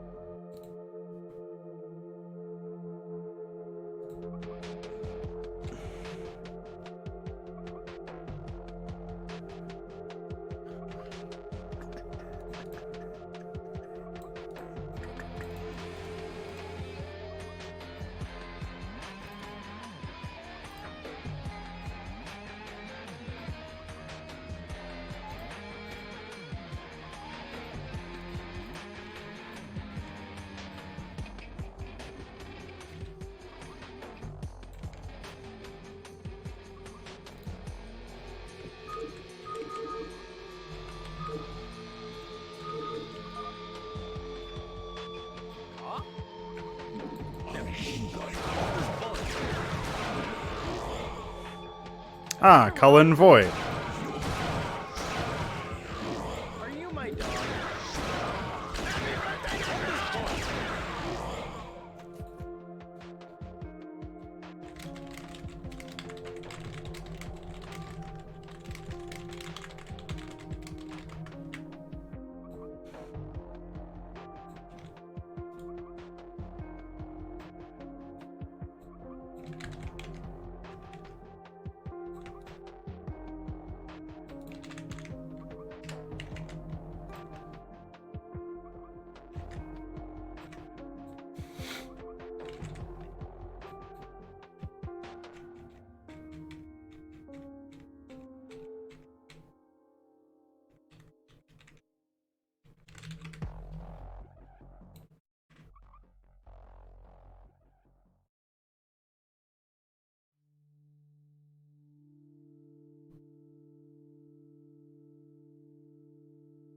I'm pretty sure I went through all of the files and manually replaced them anyway. So it shouldn't come into any, there shouldn't be any issues.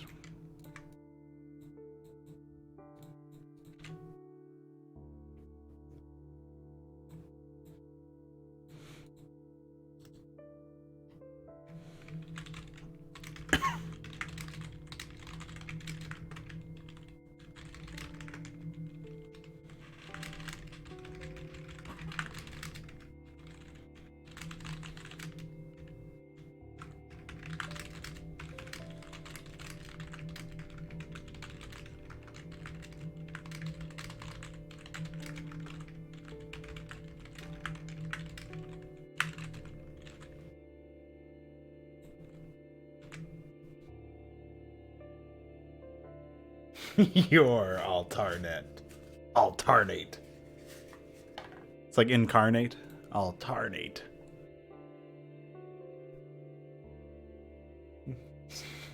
It would not be awesome to have 116.1 cartoon. What a fucking disaster.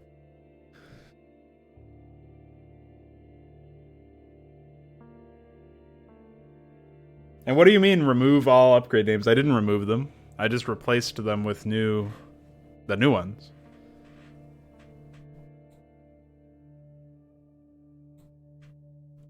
You fraud.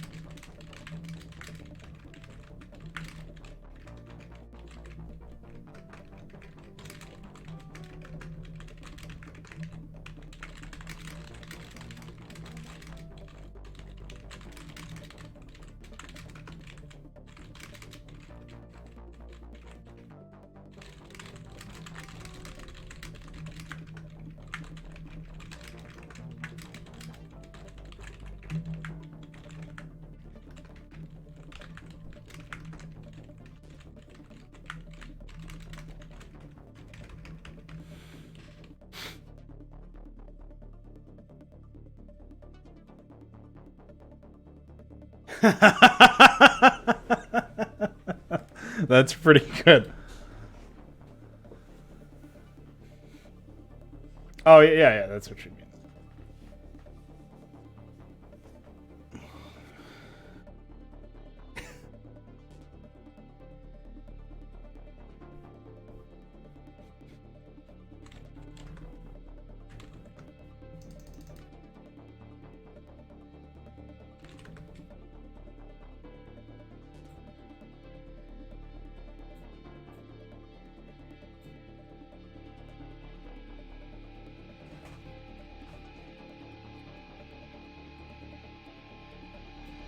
Listen, UED Commander, most people that I saw active in the Blizzard forums were actively making threads asking Blizzard to add more microtransactions because they wanted to spend money to unlock skins. They didn't want skins. They didn't want free content. They wanted to spend more money on a product that was less functional than 116.1 and continued to be less performant. It will never be as performant, that's for sure. Like, that's what they want. They petitioned Blizzard to do this. They get what they fucking deserve.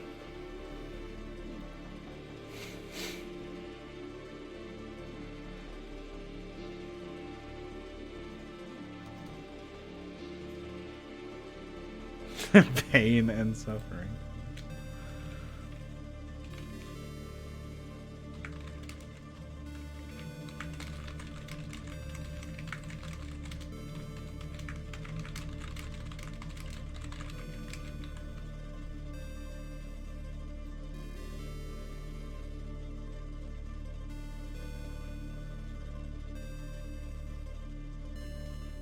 Oh yeah, I forgot about Allah, dude.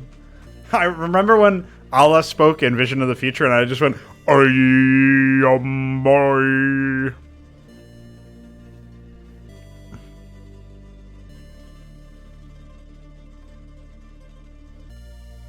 Well, anybody who still has Remastered installed on their computer is cut the clip, cut them loose. See ya.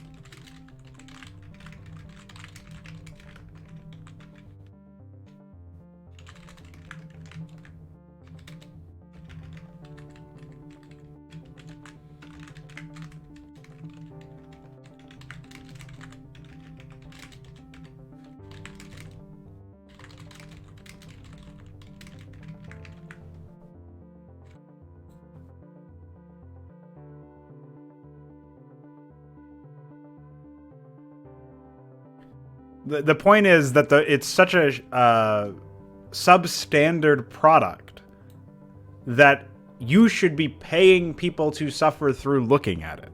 Not that it should be included free. Even free content should be higher quality.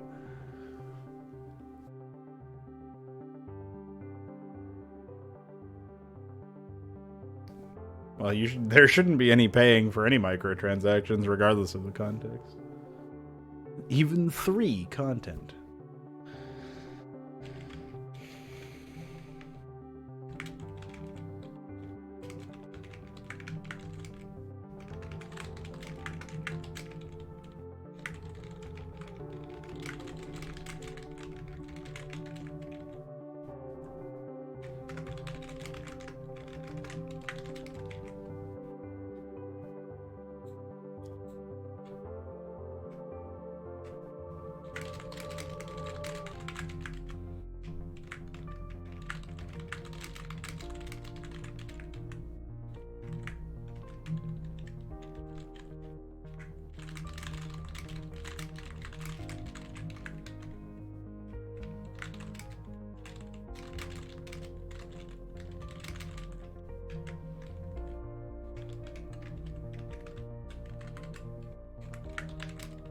Yeah, exactly.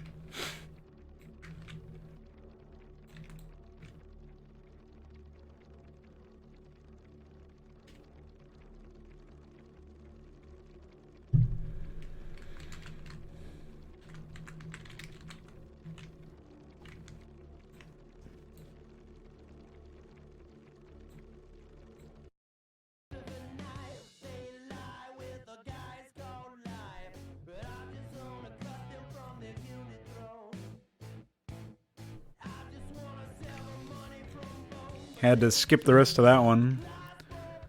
Sounds of people ASMRing your ear. Not a great album, to be honest.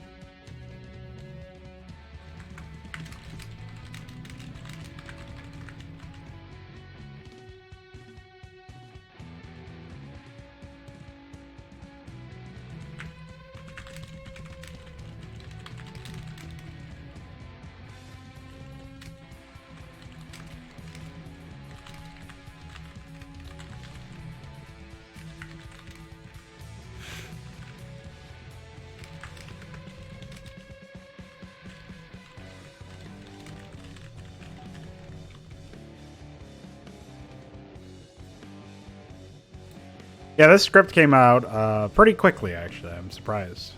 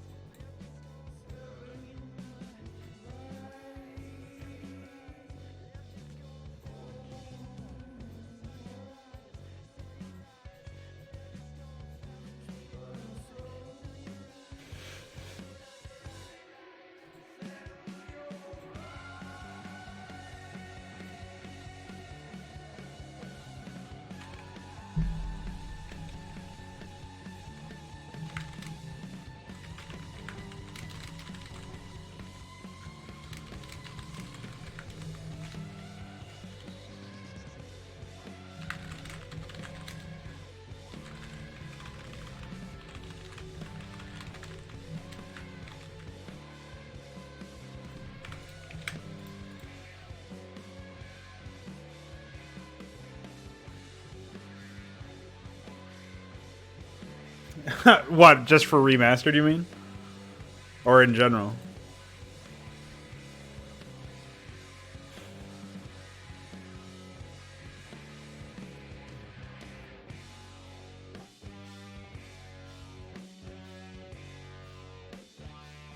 Well, it hasn't done that in mods for a long time. Just because you can set the starting game speed.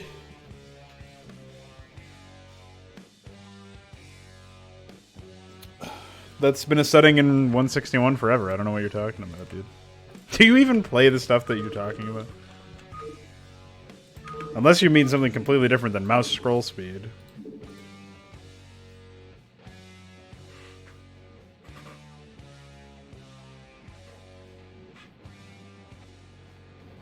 To record?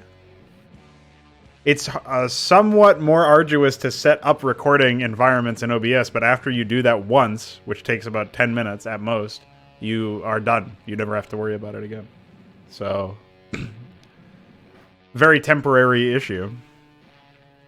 And remastered is way too consuming, we'll say.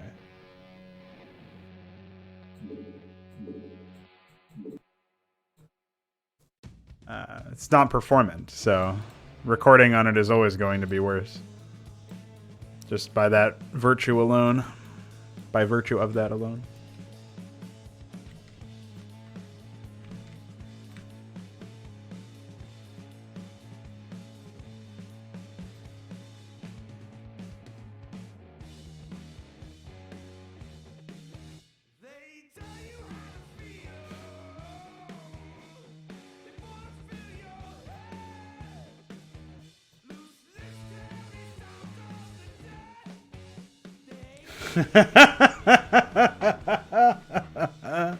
Dude, how is he so, he's really drank his own Kool-Aid quite a bit, huh? Yeah.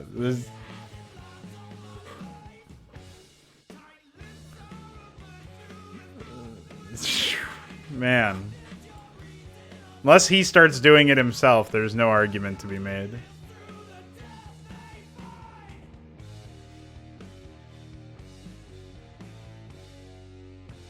What's up, Balefell? Welcome back.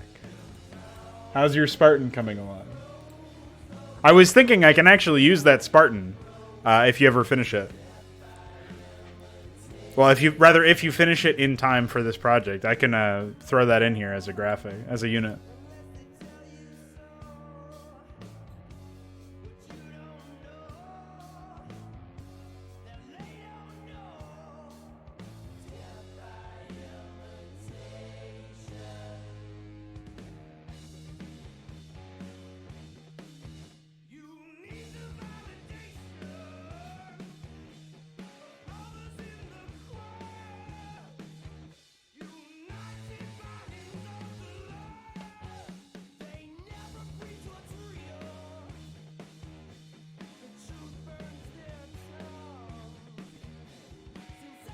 Well, maybe you should at that point you just have to modify your scroll speed somewhere else. I would try setting it to a higher value, seeing if there's any actual change, and then setting it to a lower value.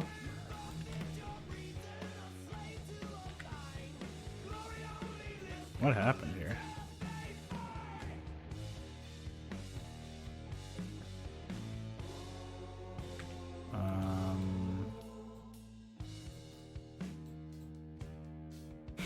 Something dreadful occurred here.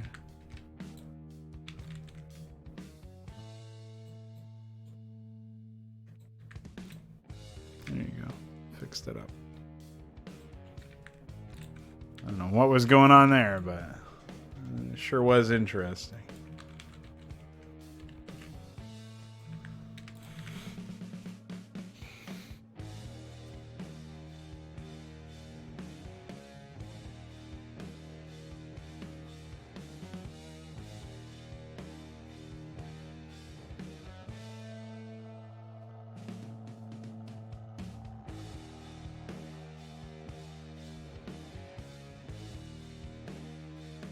There's no reason to play a campaign without a mod, so that's kind of a moot point.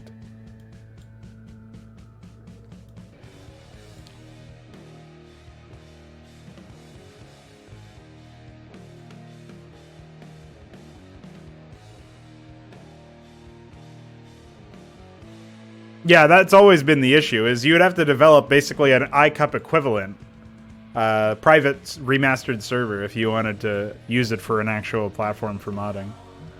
The main advantage it actually has, forget everything that Blizzard has fucked up with the code, the biggest advantage it has is the fact that it's no longer limited to a 256 color palette. That's the only advantage that's worth talking about at all. Because everything else is either already established in 161 or soon to be, like the unit limit. But we can't use that because the format is so asinine and remastered anyway, and it also comes at the cost of every other thing that you could possibly want to do as far as modding goes. So, yeah. So what multiplayer is a sort of benefit, but because of the fact that the patches come out all the time, we would be removing that anyway. We would still have to start from scratch. So. All right, so I've done my duty here with the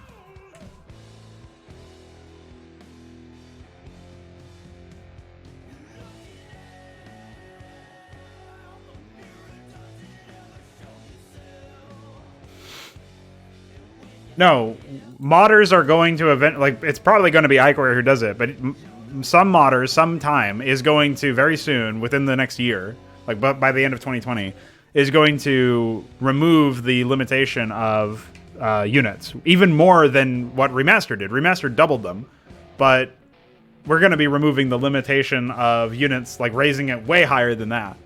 And we're going to be raising the limits of a bunch of other things like bullets and sprites and flingies much higher than what Remastered currently does. So it's going to be way more feature complete in that sense. It would not be updated to 116.2. I don't know why you would think that. It's not an official patch. All of the official stuff is on Blizzard's end. Just because we bring something to, new feature, by that metric, all of the AI changes that we've done, we've basically rewritten the vast majority of AI commands and how the AI functions under the hood. And eventually we're going to rewrite that in an even more detailed fashion where we basically make our own AI system. This is all compatible with 161. You don't need to update your client. You're just changing the mod. No, why would they? Blizzard would never patch 161. They're all in on patching remastered, which is why that's one of the reasons why you can't use remastered, because every patch breaks something significant.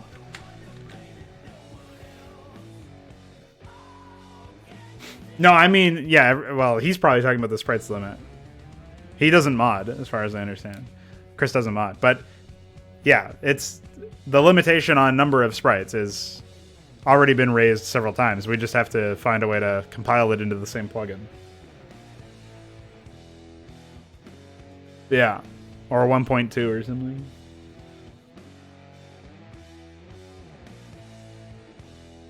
Yeah, 116.3 exactly.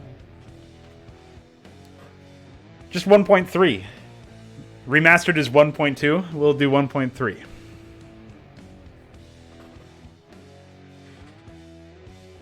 I'll do that. I'll get behind that.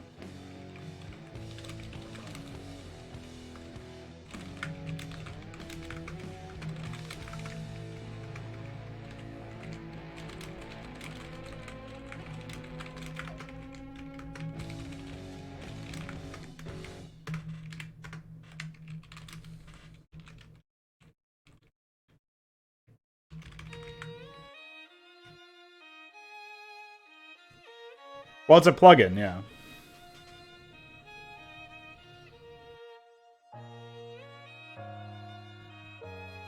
The fuck?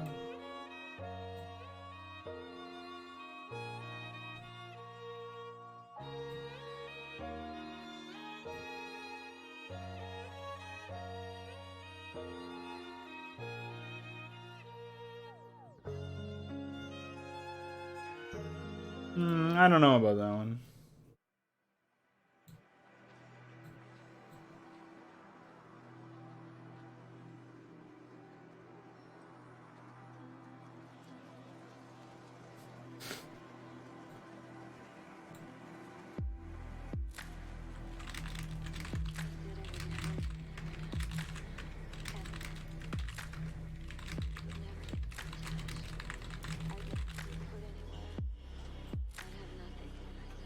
Yo.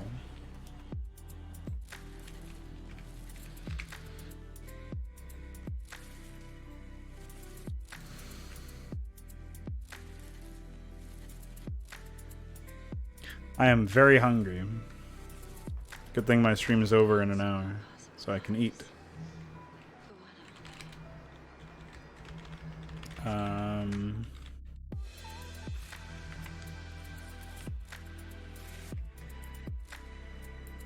Since the script is done for the first map, I'm going to pop open the second one and we'll start working on that, I think.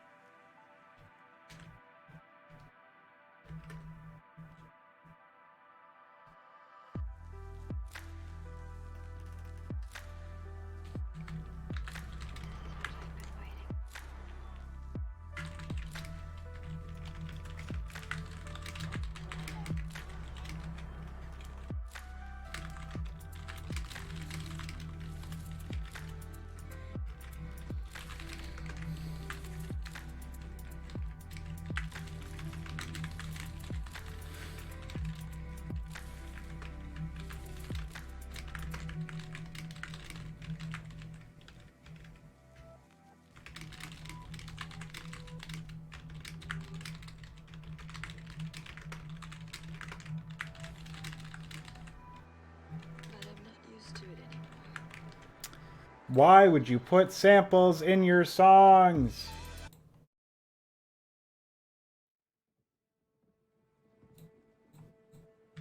Idiot.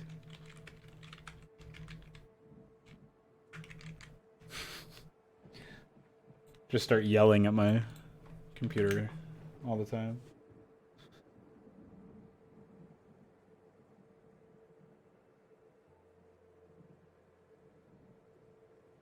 3 micromaps. Dude, you're a simulation. Get out of here.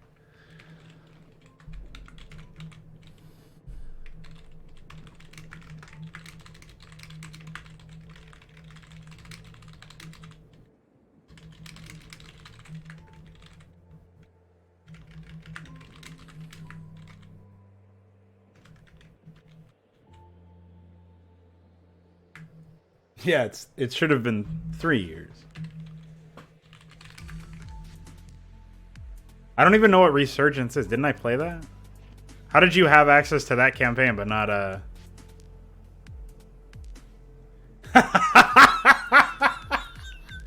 No, not Overlord birth emoji. Fuck.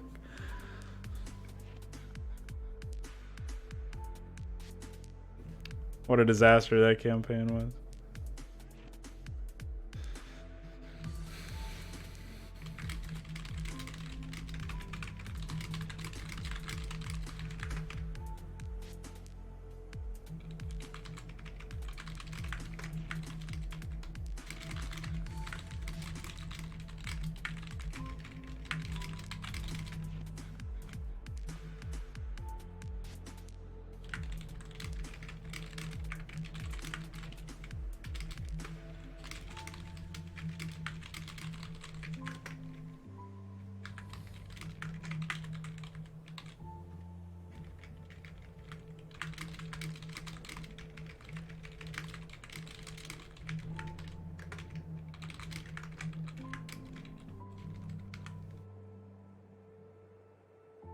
Oh. Wow. They actually put custom campaigns on that?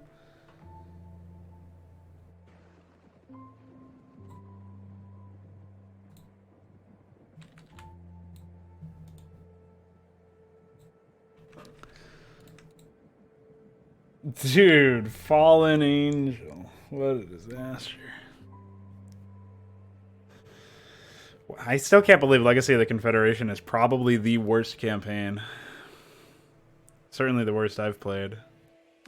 Like, Wicked Reality would take the cake, I guess, but I almost don't even count that as a campaign.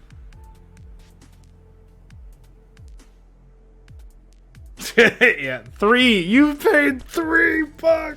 Fuck. It's always 3.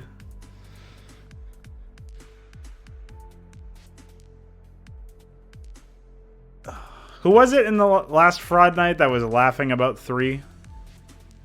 Oh, I never put these in the tile settings. Somebody was laughing about 3. It's probably you, Edie.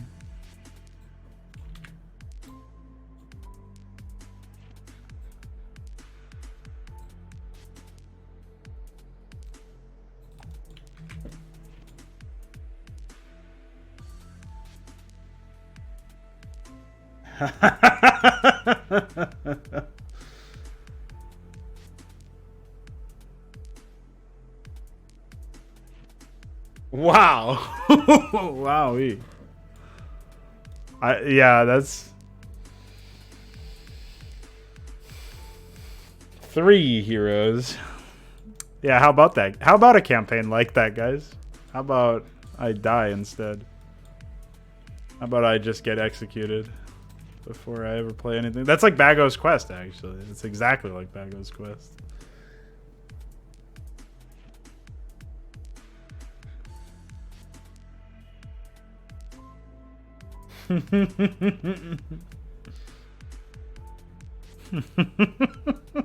Fuck.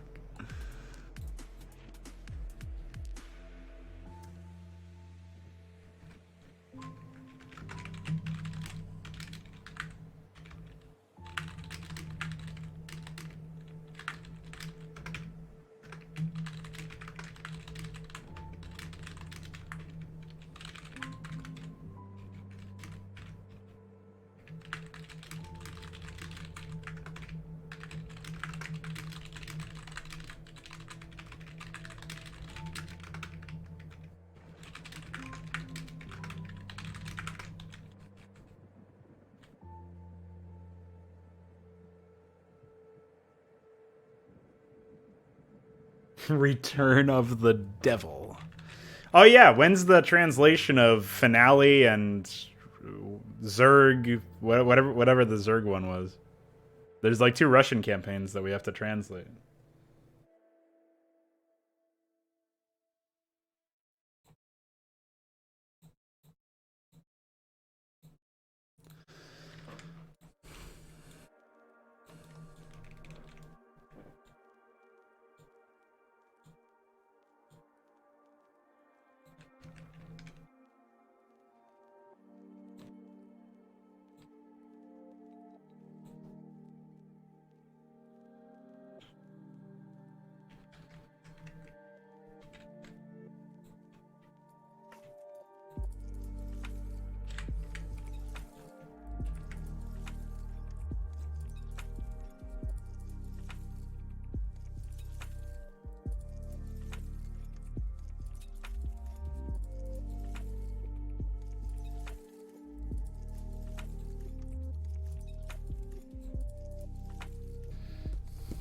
Zerg expansion.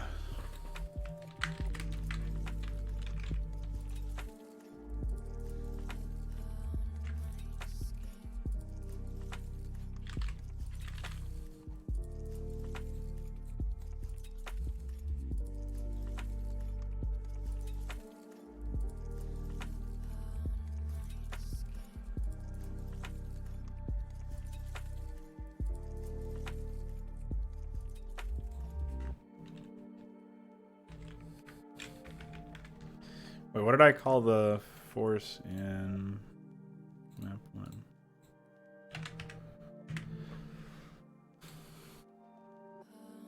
Oh, I see.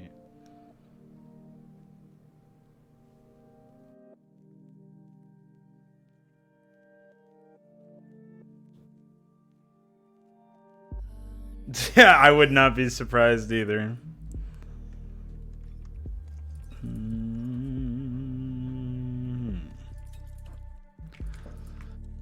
37.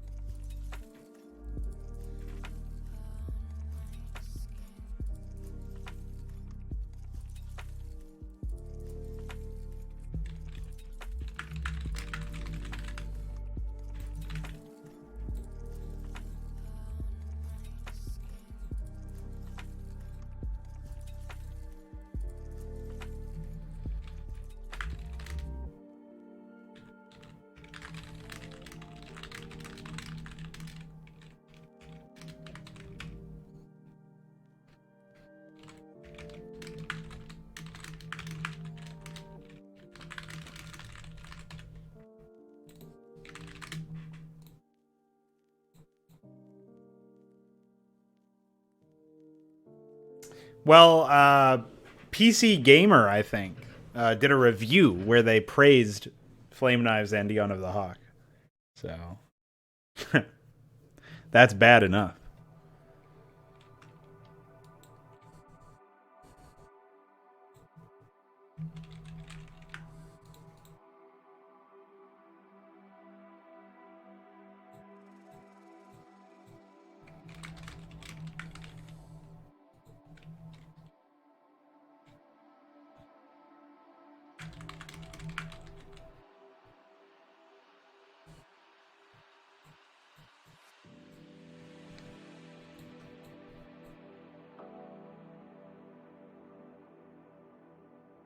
I'm pretty sure, yeah. So I did my my little to-do list. It's right here. Yeah, anime will have fanfiction writers in this map. So basically, I have to do scripts, voice acting, and transmission triggers of maps 1 and 2. Map 1 already has a lot of the transmission triggers done. I just have to go through and update the triggers themselves and then remove whatever's left over. Because there's actually going to be less transmissions in the new map compared to the old one. So, with that out of the way, you know, the script obviously for the first map is already done as far as the first draft is concerned. I'm not worried about that.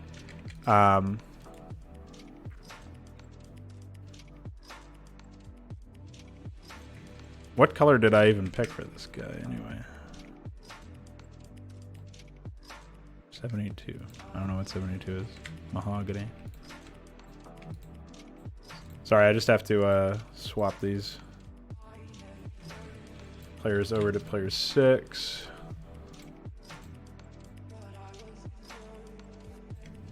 Player 5. Player 4.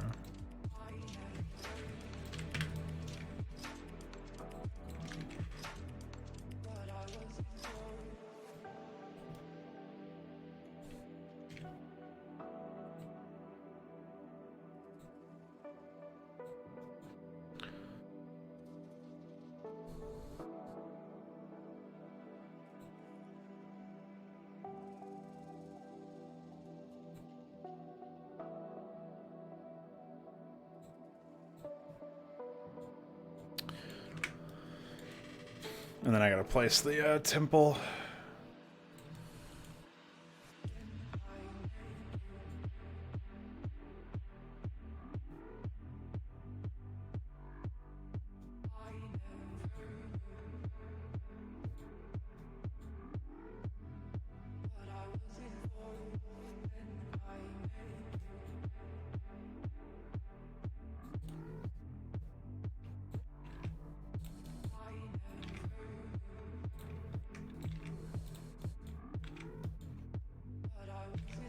Looks like that should be a bigger structure, actually.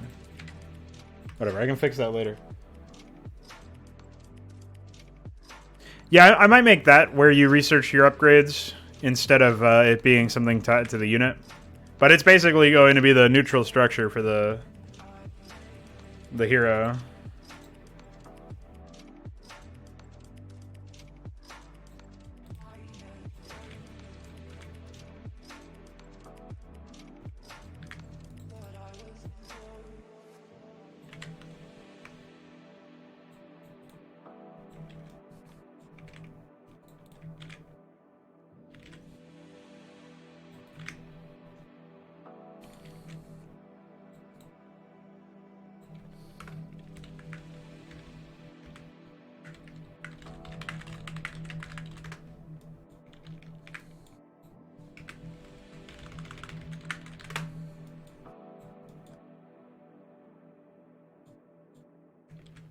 And I guess that'll also be where you revive as well. I'll worry about that later.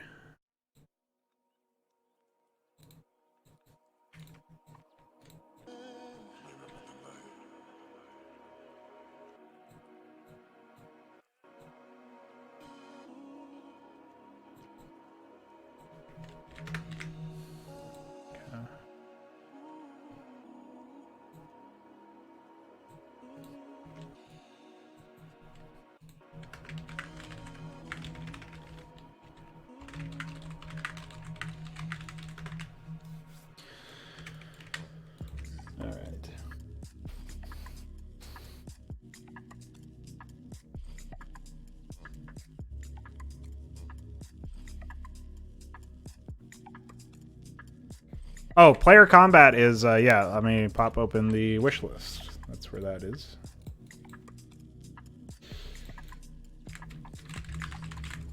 So it checks for combat between %1 player ID and %2 player ID and %3 area using %4 operator.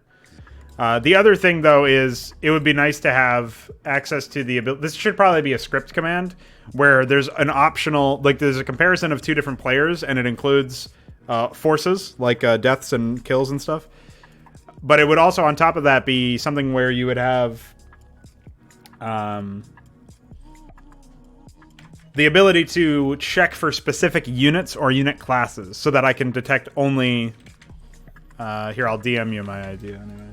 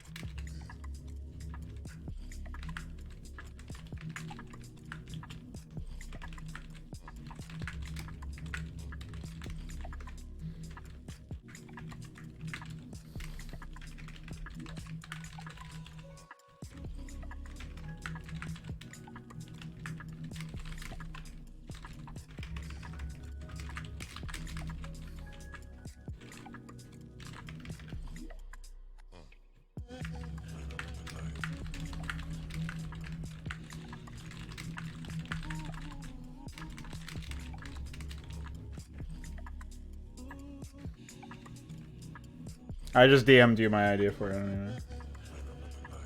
Yeah, it should be script command, I think. Since it's a comparison, you can't like set player combat through this, so the jumps are not like optional.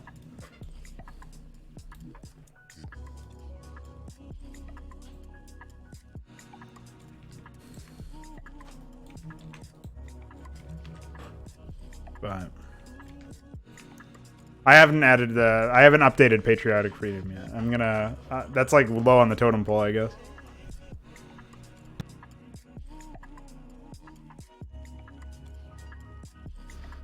Thought somebody was saying something.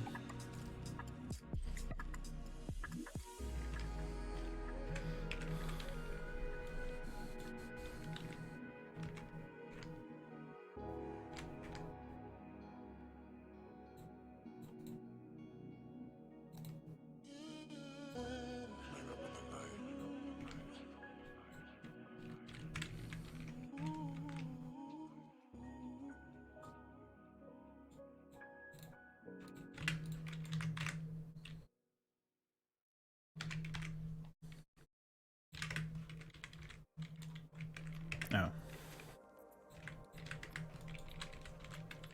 There you go.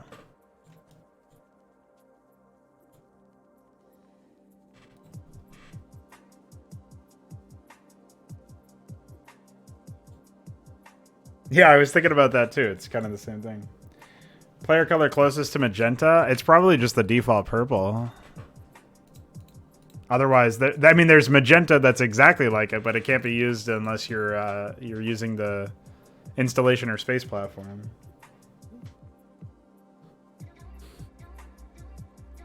Oh, you don't mean a player color? You just mean in general? It would, yeah, it would be a pink, like a bright pink of some kind.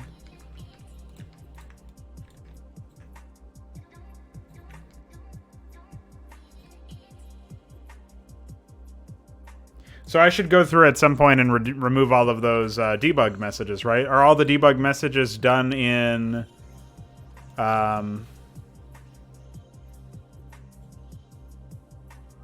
GPTP, or are there some NAs for the income?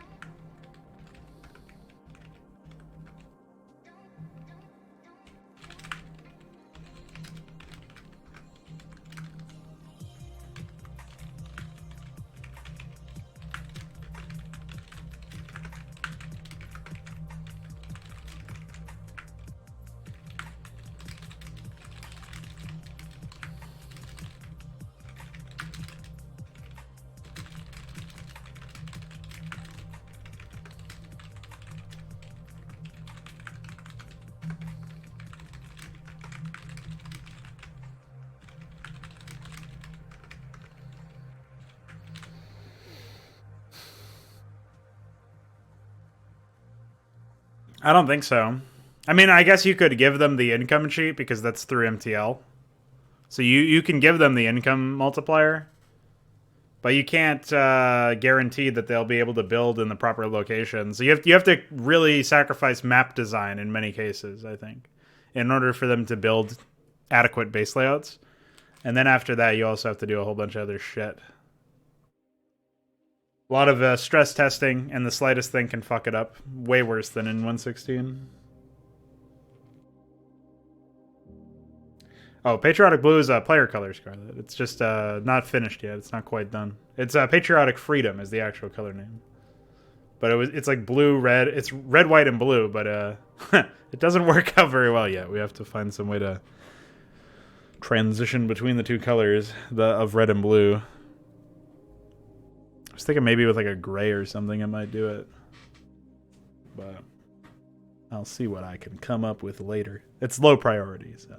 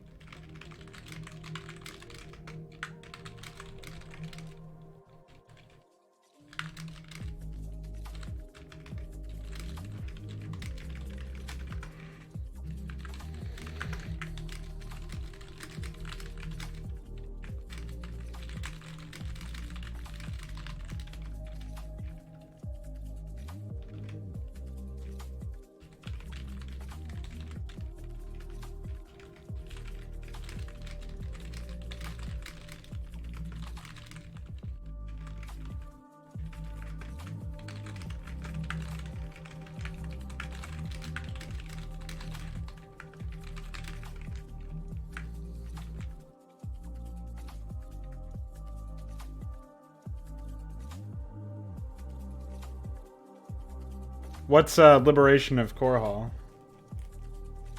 Are you talking about Siege of Core Hall, the Necron old map, or is Liberation of Core Hall a map from something else?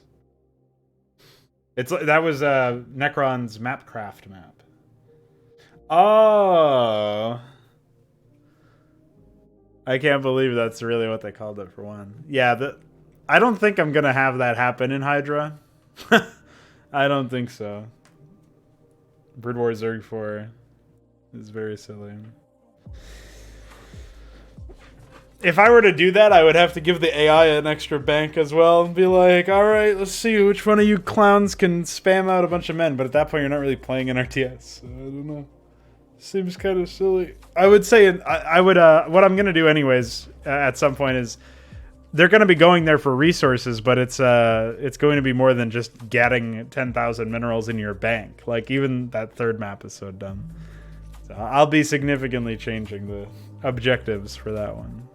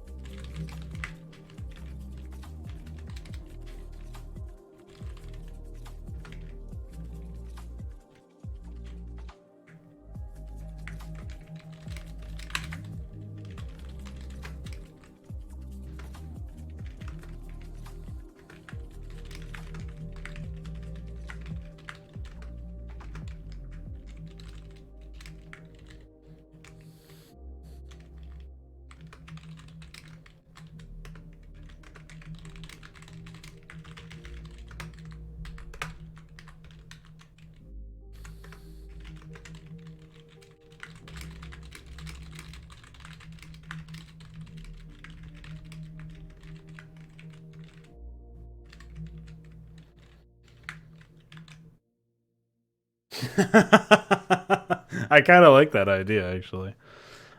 Ireleth's, rather than increasing mineral regeneration rate, they can just steal your resources. Just fly up and start extracting minerals. Maybe that, I mean, that would require too much micromanagement, unfortunately. But what I might do is have the Irolith sort of attach itself to a mineral cluster, and then all mineral clusters in that area. Or like it lands on the ground or something. I don't know. Like it has to deploy to become stationary, but it can fly. I think that might work. Because right now it feels kind of like... it just feels strange to me that that's all it does is just fly around and benefit resources. So I think if you had to deploy it like a siege tank or something, and then... I think that might work.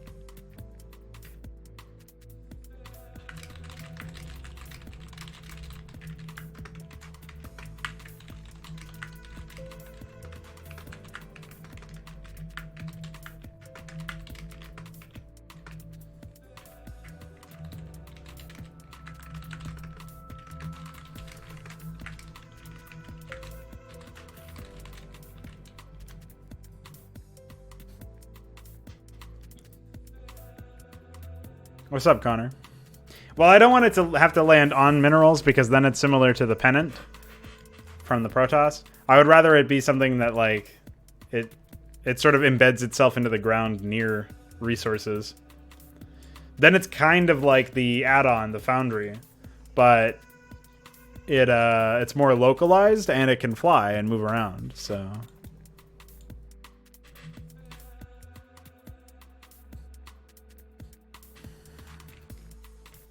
All right, so we're almost done with... Well, we just finished the briefing there.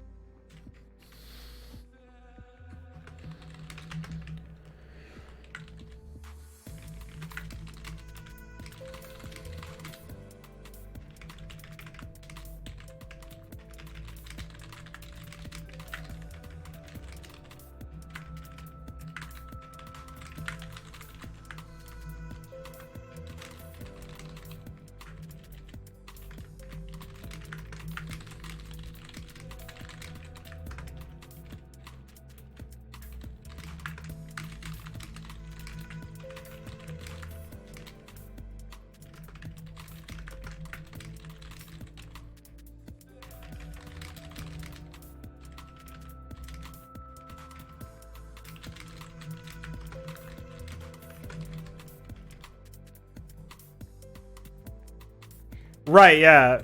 I think that might be interesting. The issue is just finding a way to work it in, you know what I mean?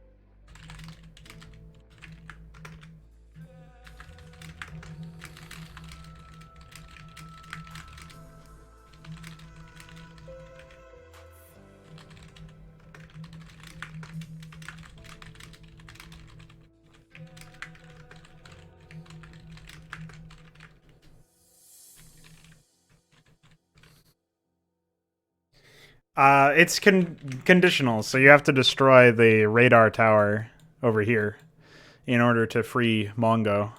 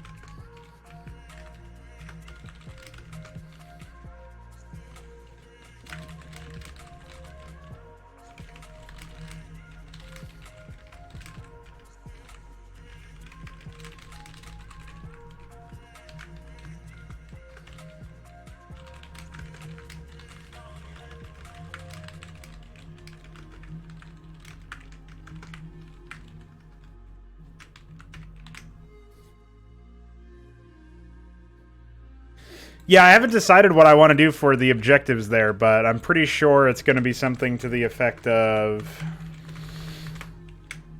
you have to retrieve data disks and bring them to a command center that'll be outside. Just any command center outside the installation walls. So that's kind of a dynamic objective. You might even be able to build a command center if all the command centers outside the station's walls are dead. You won't be able to lift off when inside the installation, so that's kind of a... somewhat difficult, I suppose. It could be interesting because only one player will be inside the installation, the other player will be outside. But yeah, I don't know. I like the idea of that being an objective, and then the way that you engage with that still being macro based. So I think I should try to experiment with more of those, because not every mission necessarily needs to be one of those missions where you absolutely have to.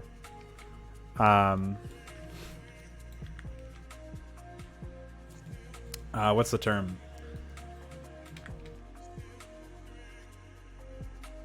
I don't think every mission should be one where you need to delete all enemy production structures or whatever.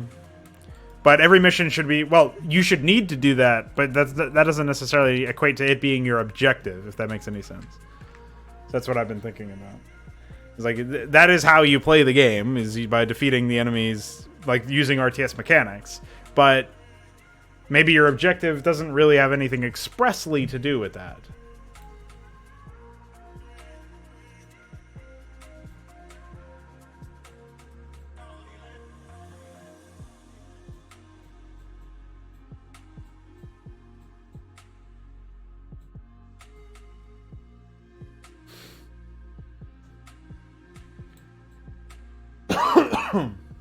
So, there you go.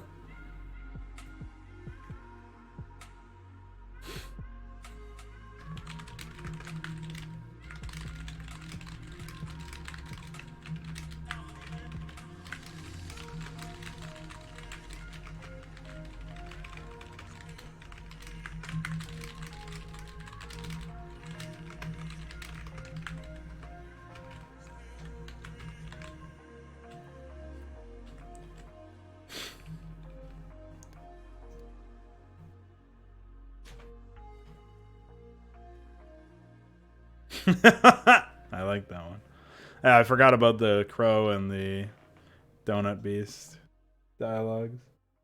No, I was experimenting with pre-placing the installation Tiles. That was it, though. I didn't get anything else done.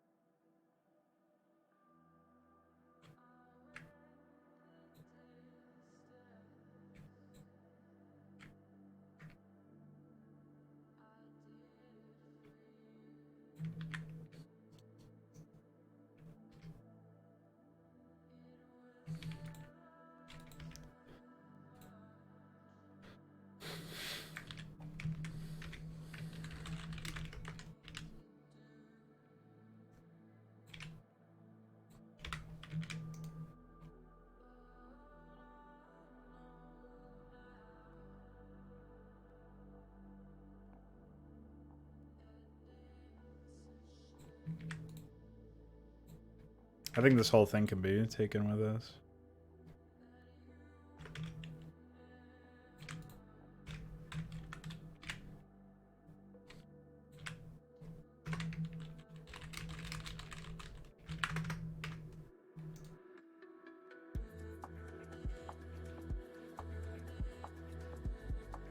Yeah, that's going to be one of them. There's going to be some Terran resistance that attacks you as well.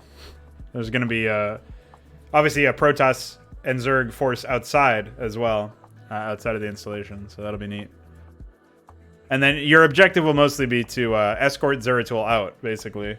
Zeratul will probably be rescuable, I guess, and then you can bring him out yourself. That way it's like less of a headache trying to make an AI that's performant that brings him out. You know what I mean?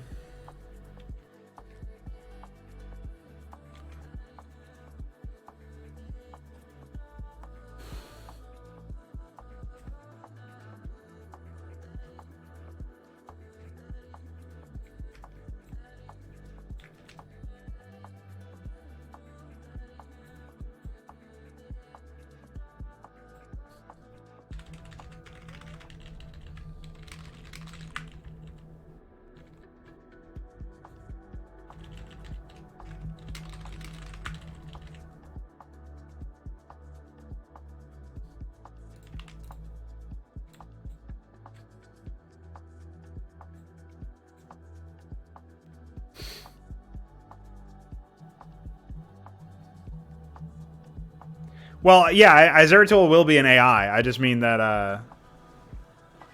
like Zeratul, the unit, will be rescuable. It'll be one of those things where he'll be an AI. I think he'll use the Zeratul hero will be used for defense, but obviously if he's overrun, I think at that point it would probably be mission failure. I don't know. I don't like the idea that you. I don't know. I'll have to think about that one.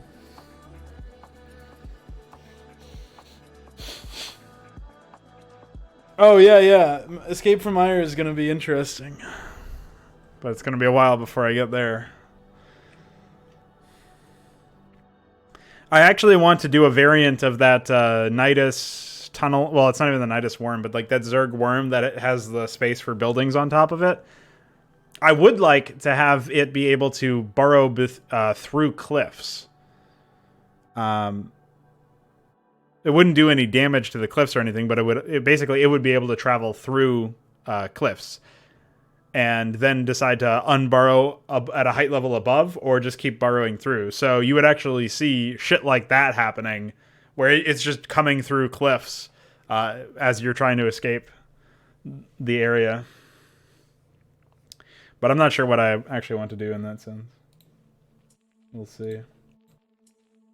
That'll probably be like an upgrade for them that lets them burrow through there. Dig through cliffs or whatever. So you just see it come out of the cliff edges. Or emerge from the from underneath.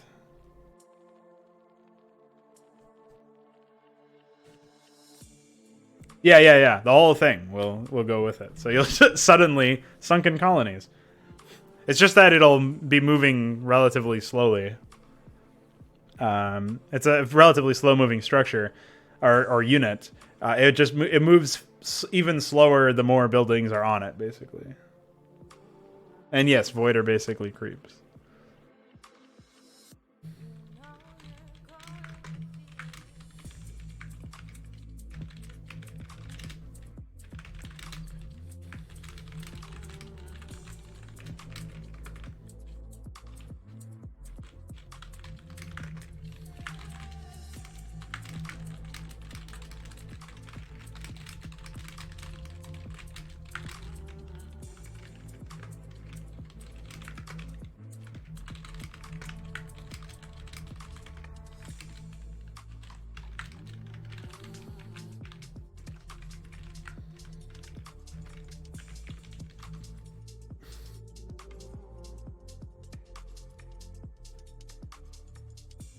Yeah, you're gonna have a long time to work on it, right? So there's plenty of time there.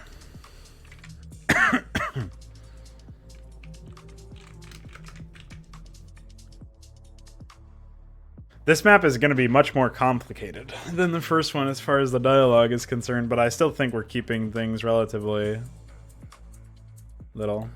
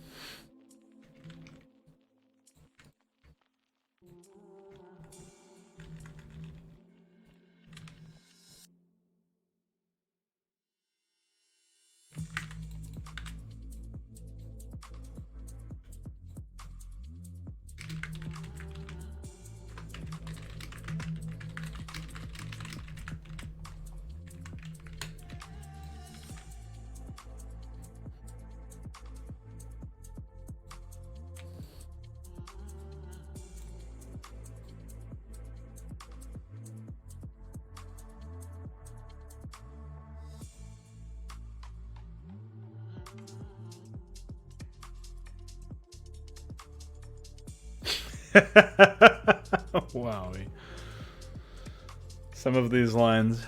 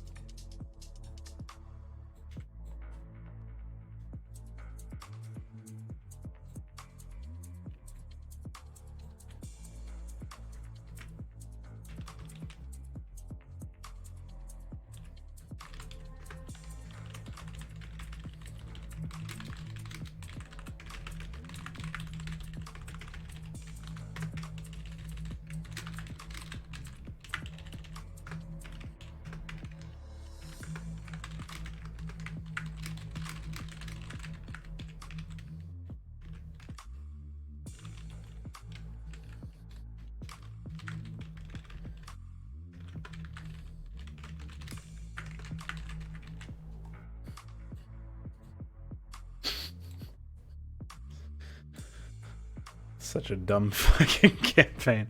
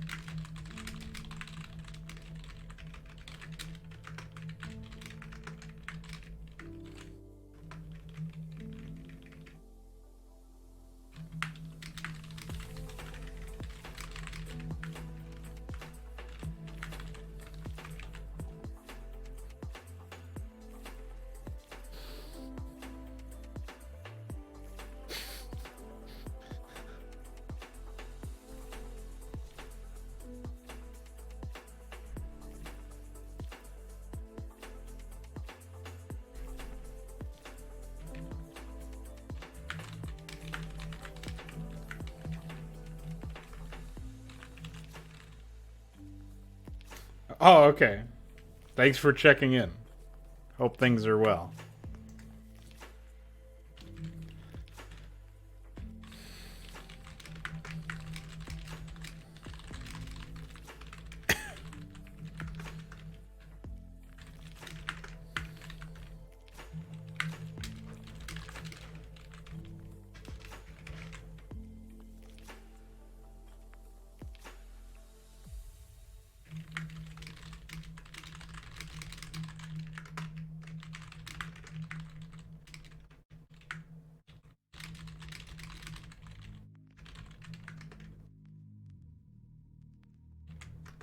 That's good. I'm glad to hear that, man.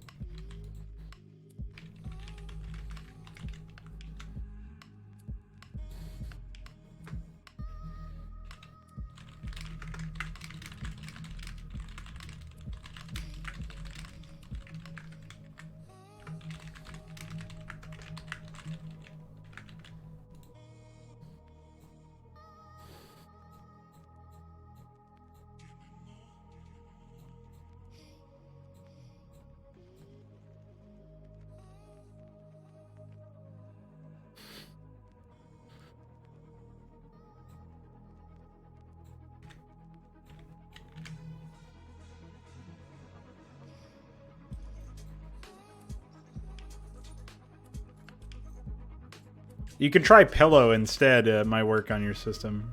They're kind of interchangeable.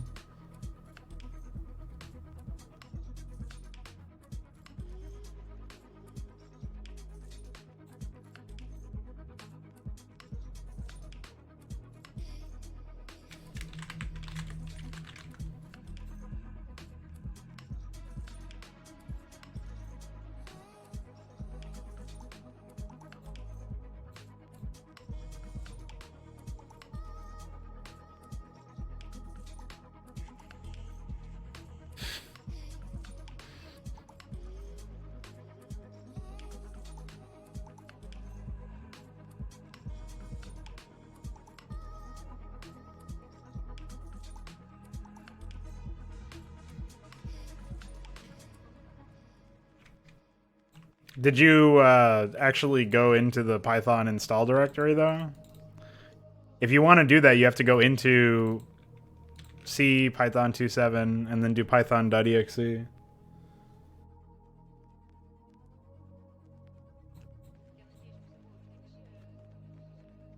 No, I'll just use bank data to determine what the player did last, and generally speaking, it'll be more like a delay. You'll delay the Dominion's army returning to full strength or something.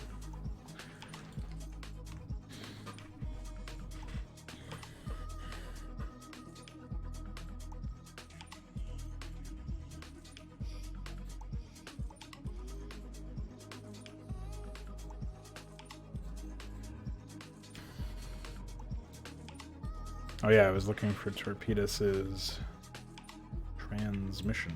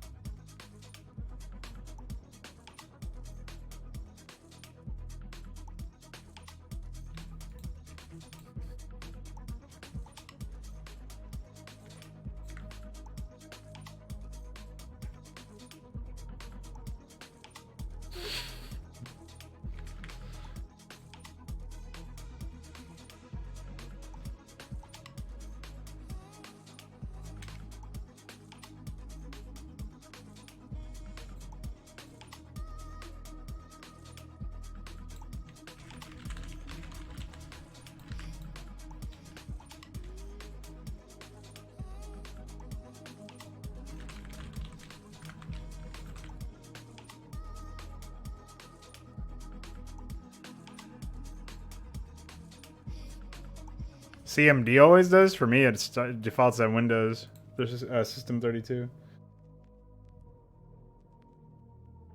Yeah, I'm not sure. Well, Hydra's obviously going to have at least 2 players because it's at least 2-player co-op. So it'll be like a 2v6 or something. But we'll see. Because that is a lot. Oh, you're welcome. You've been Susaned.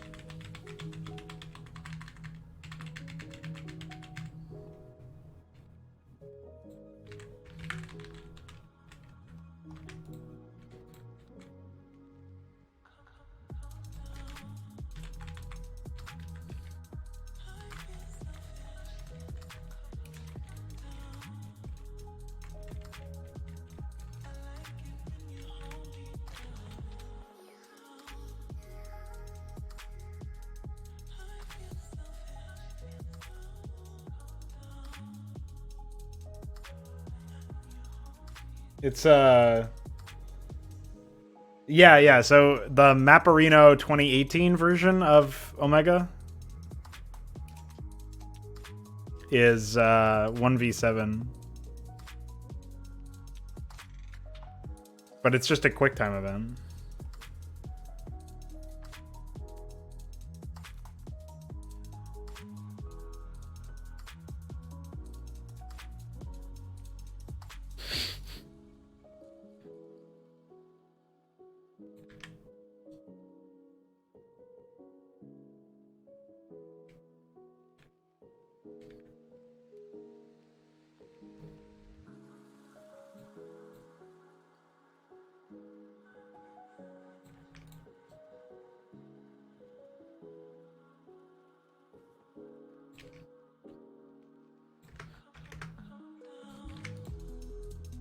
That's a way better dialogue event, holy fuck.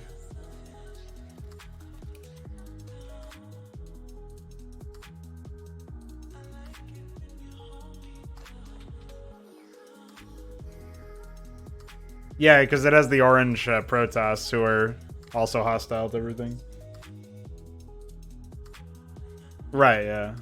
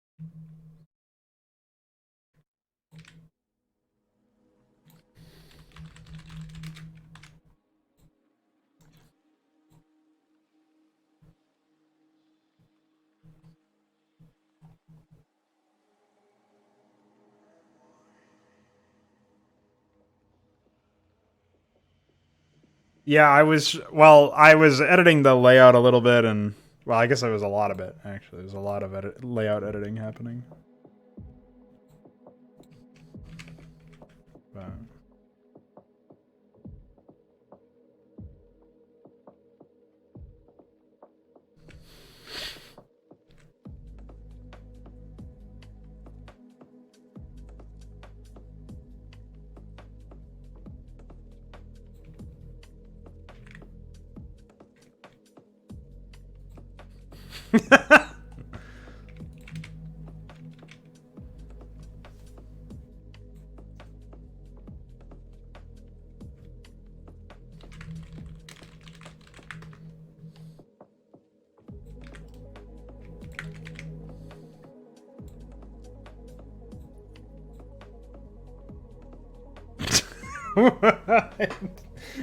Oh, I love these lines, man. They are good bits.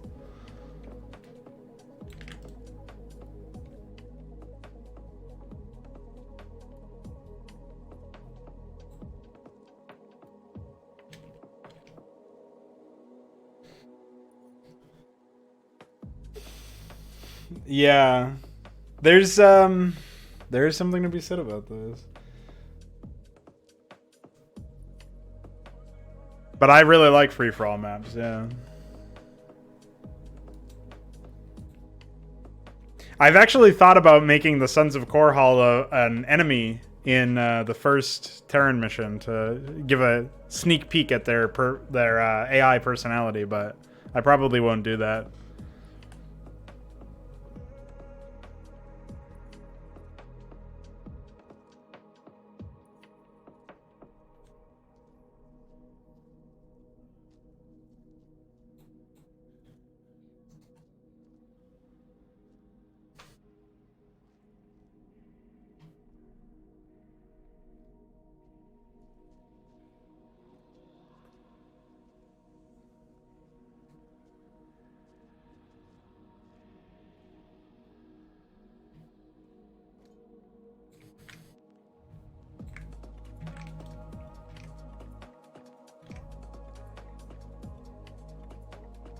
Well, it's 3v3.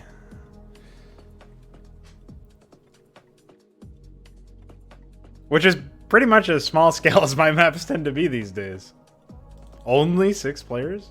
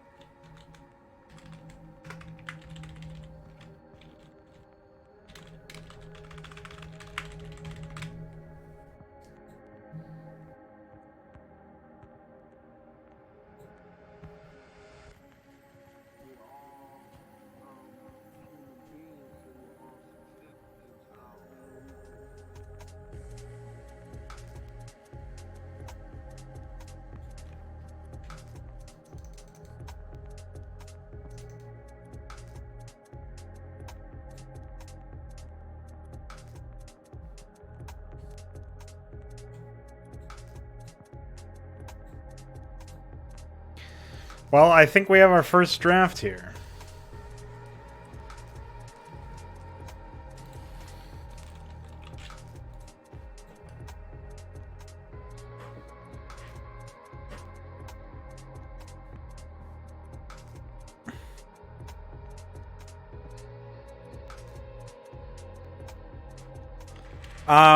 Yeah, so what I think will happen is we'll probably repurpose the Irolith for that.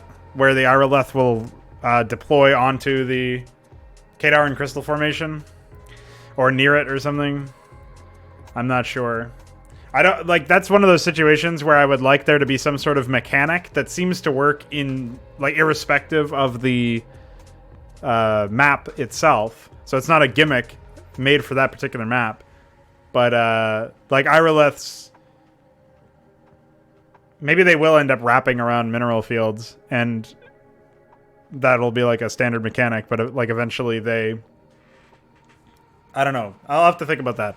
I probably won't end up doing that still, but the idea that you would have some way to specifically interact with the Kadaran Crystal formation to create a Kadaran Crystal, that you would like, that would be the goal. You wouldn't then have to move it around, because the other goal would be to establish dominance in the area by deleting most of the Protoss. But that will be one of them, is like hold dominion over that area long enough to secure it. So whether you have to secure it formally with a Irileth or some other mechanic, or if you just have to secure it by destroying most of the Protoss, then that's probably going to be it. Like one or the other.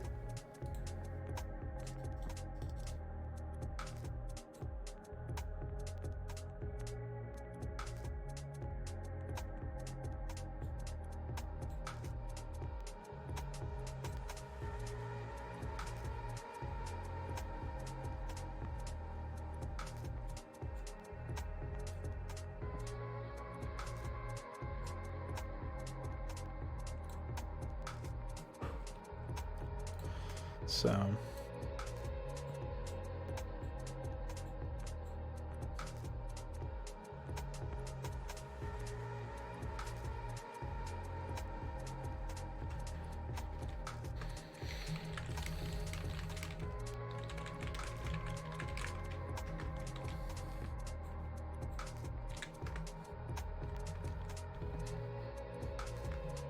I think I called him Donut Operator before.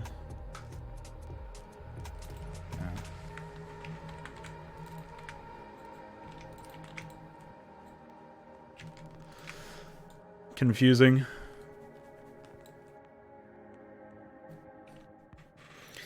All right, well, we've successfully done it, boys, and I gotta get ready for it because I work in an hour. But we've actually written first drafts of both scripts, which is pretty fucking nice. I wasn't sure if I was going to be able to do both of them today, but glad that ended up being the case. We also figured out a bit of stuff regarding how the second map is going to play out, and yeah, that's really, really useful stuff. So tomorrow we're going to be back to do some more work on the scripts. I'll give them a once-over at the beginning of the stream, and then probably edit some lines here and there. After that, I'm going to jump directly into triggering, maybe doing a bit of voice acting. As I mentioned, I might just bang out all of the voice acting related to the first script, which is why I need to audit it, basically.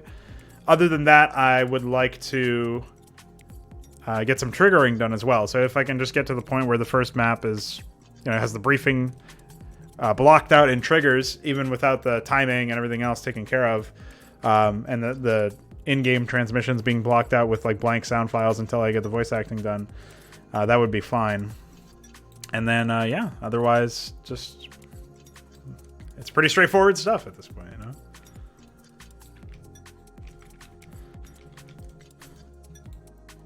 So I'm happy with that.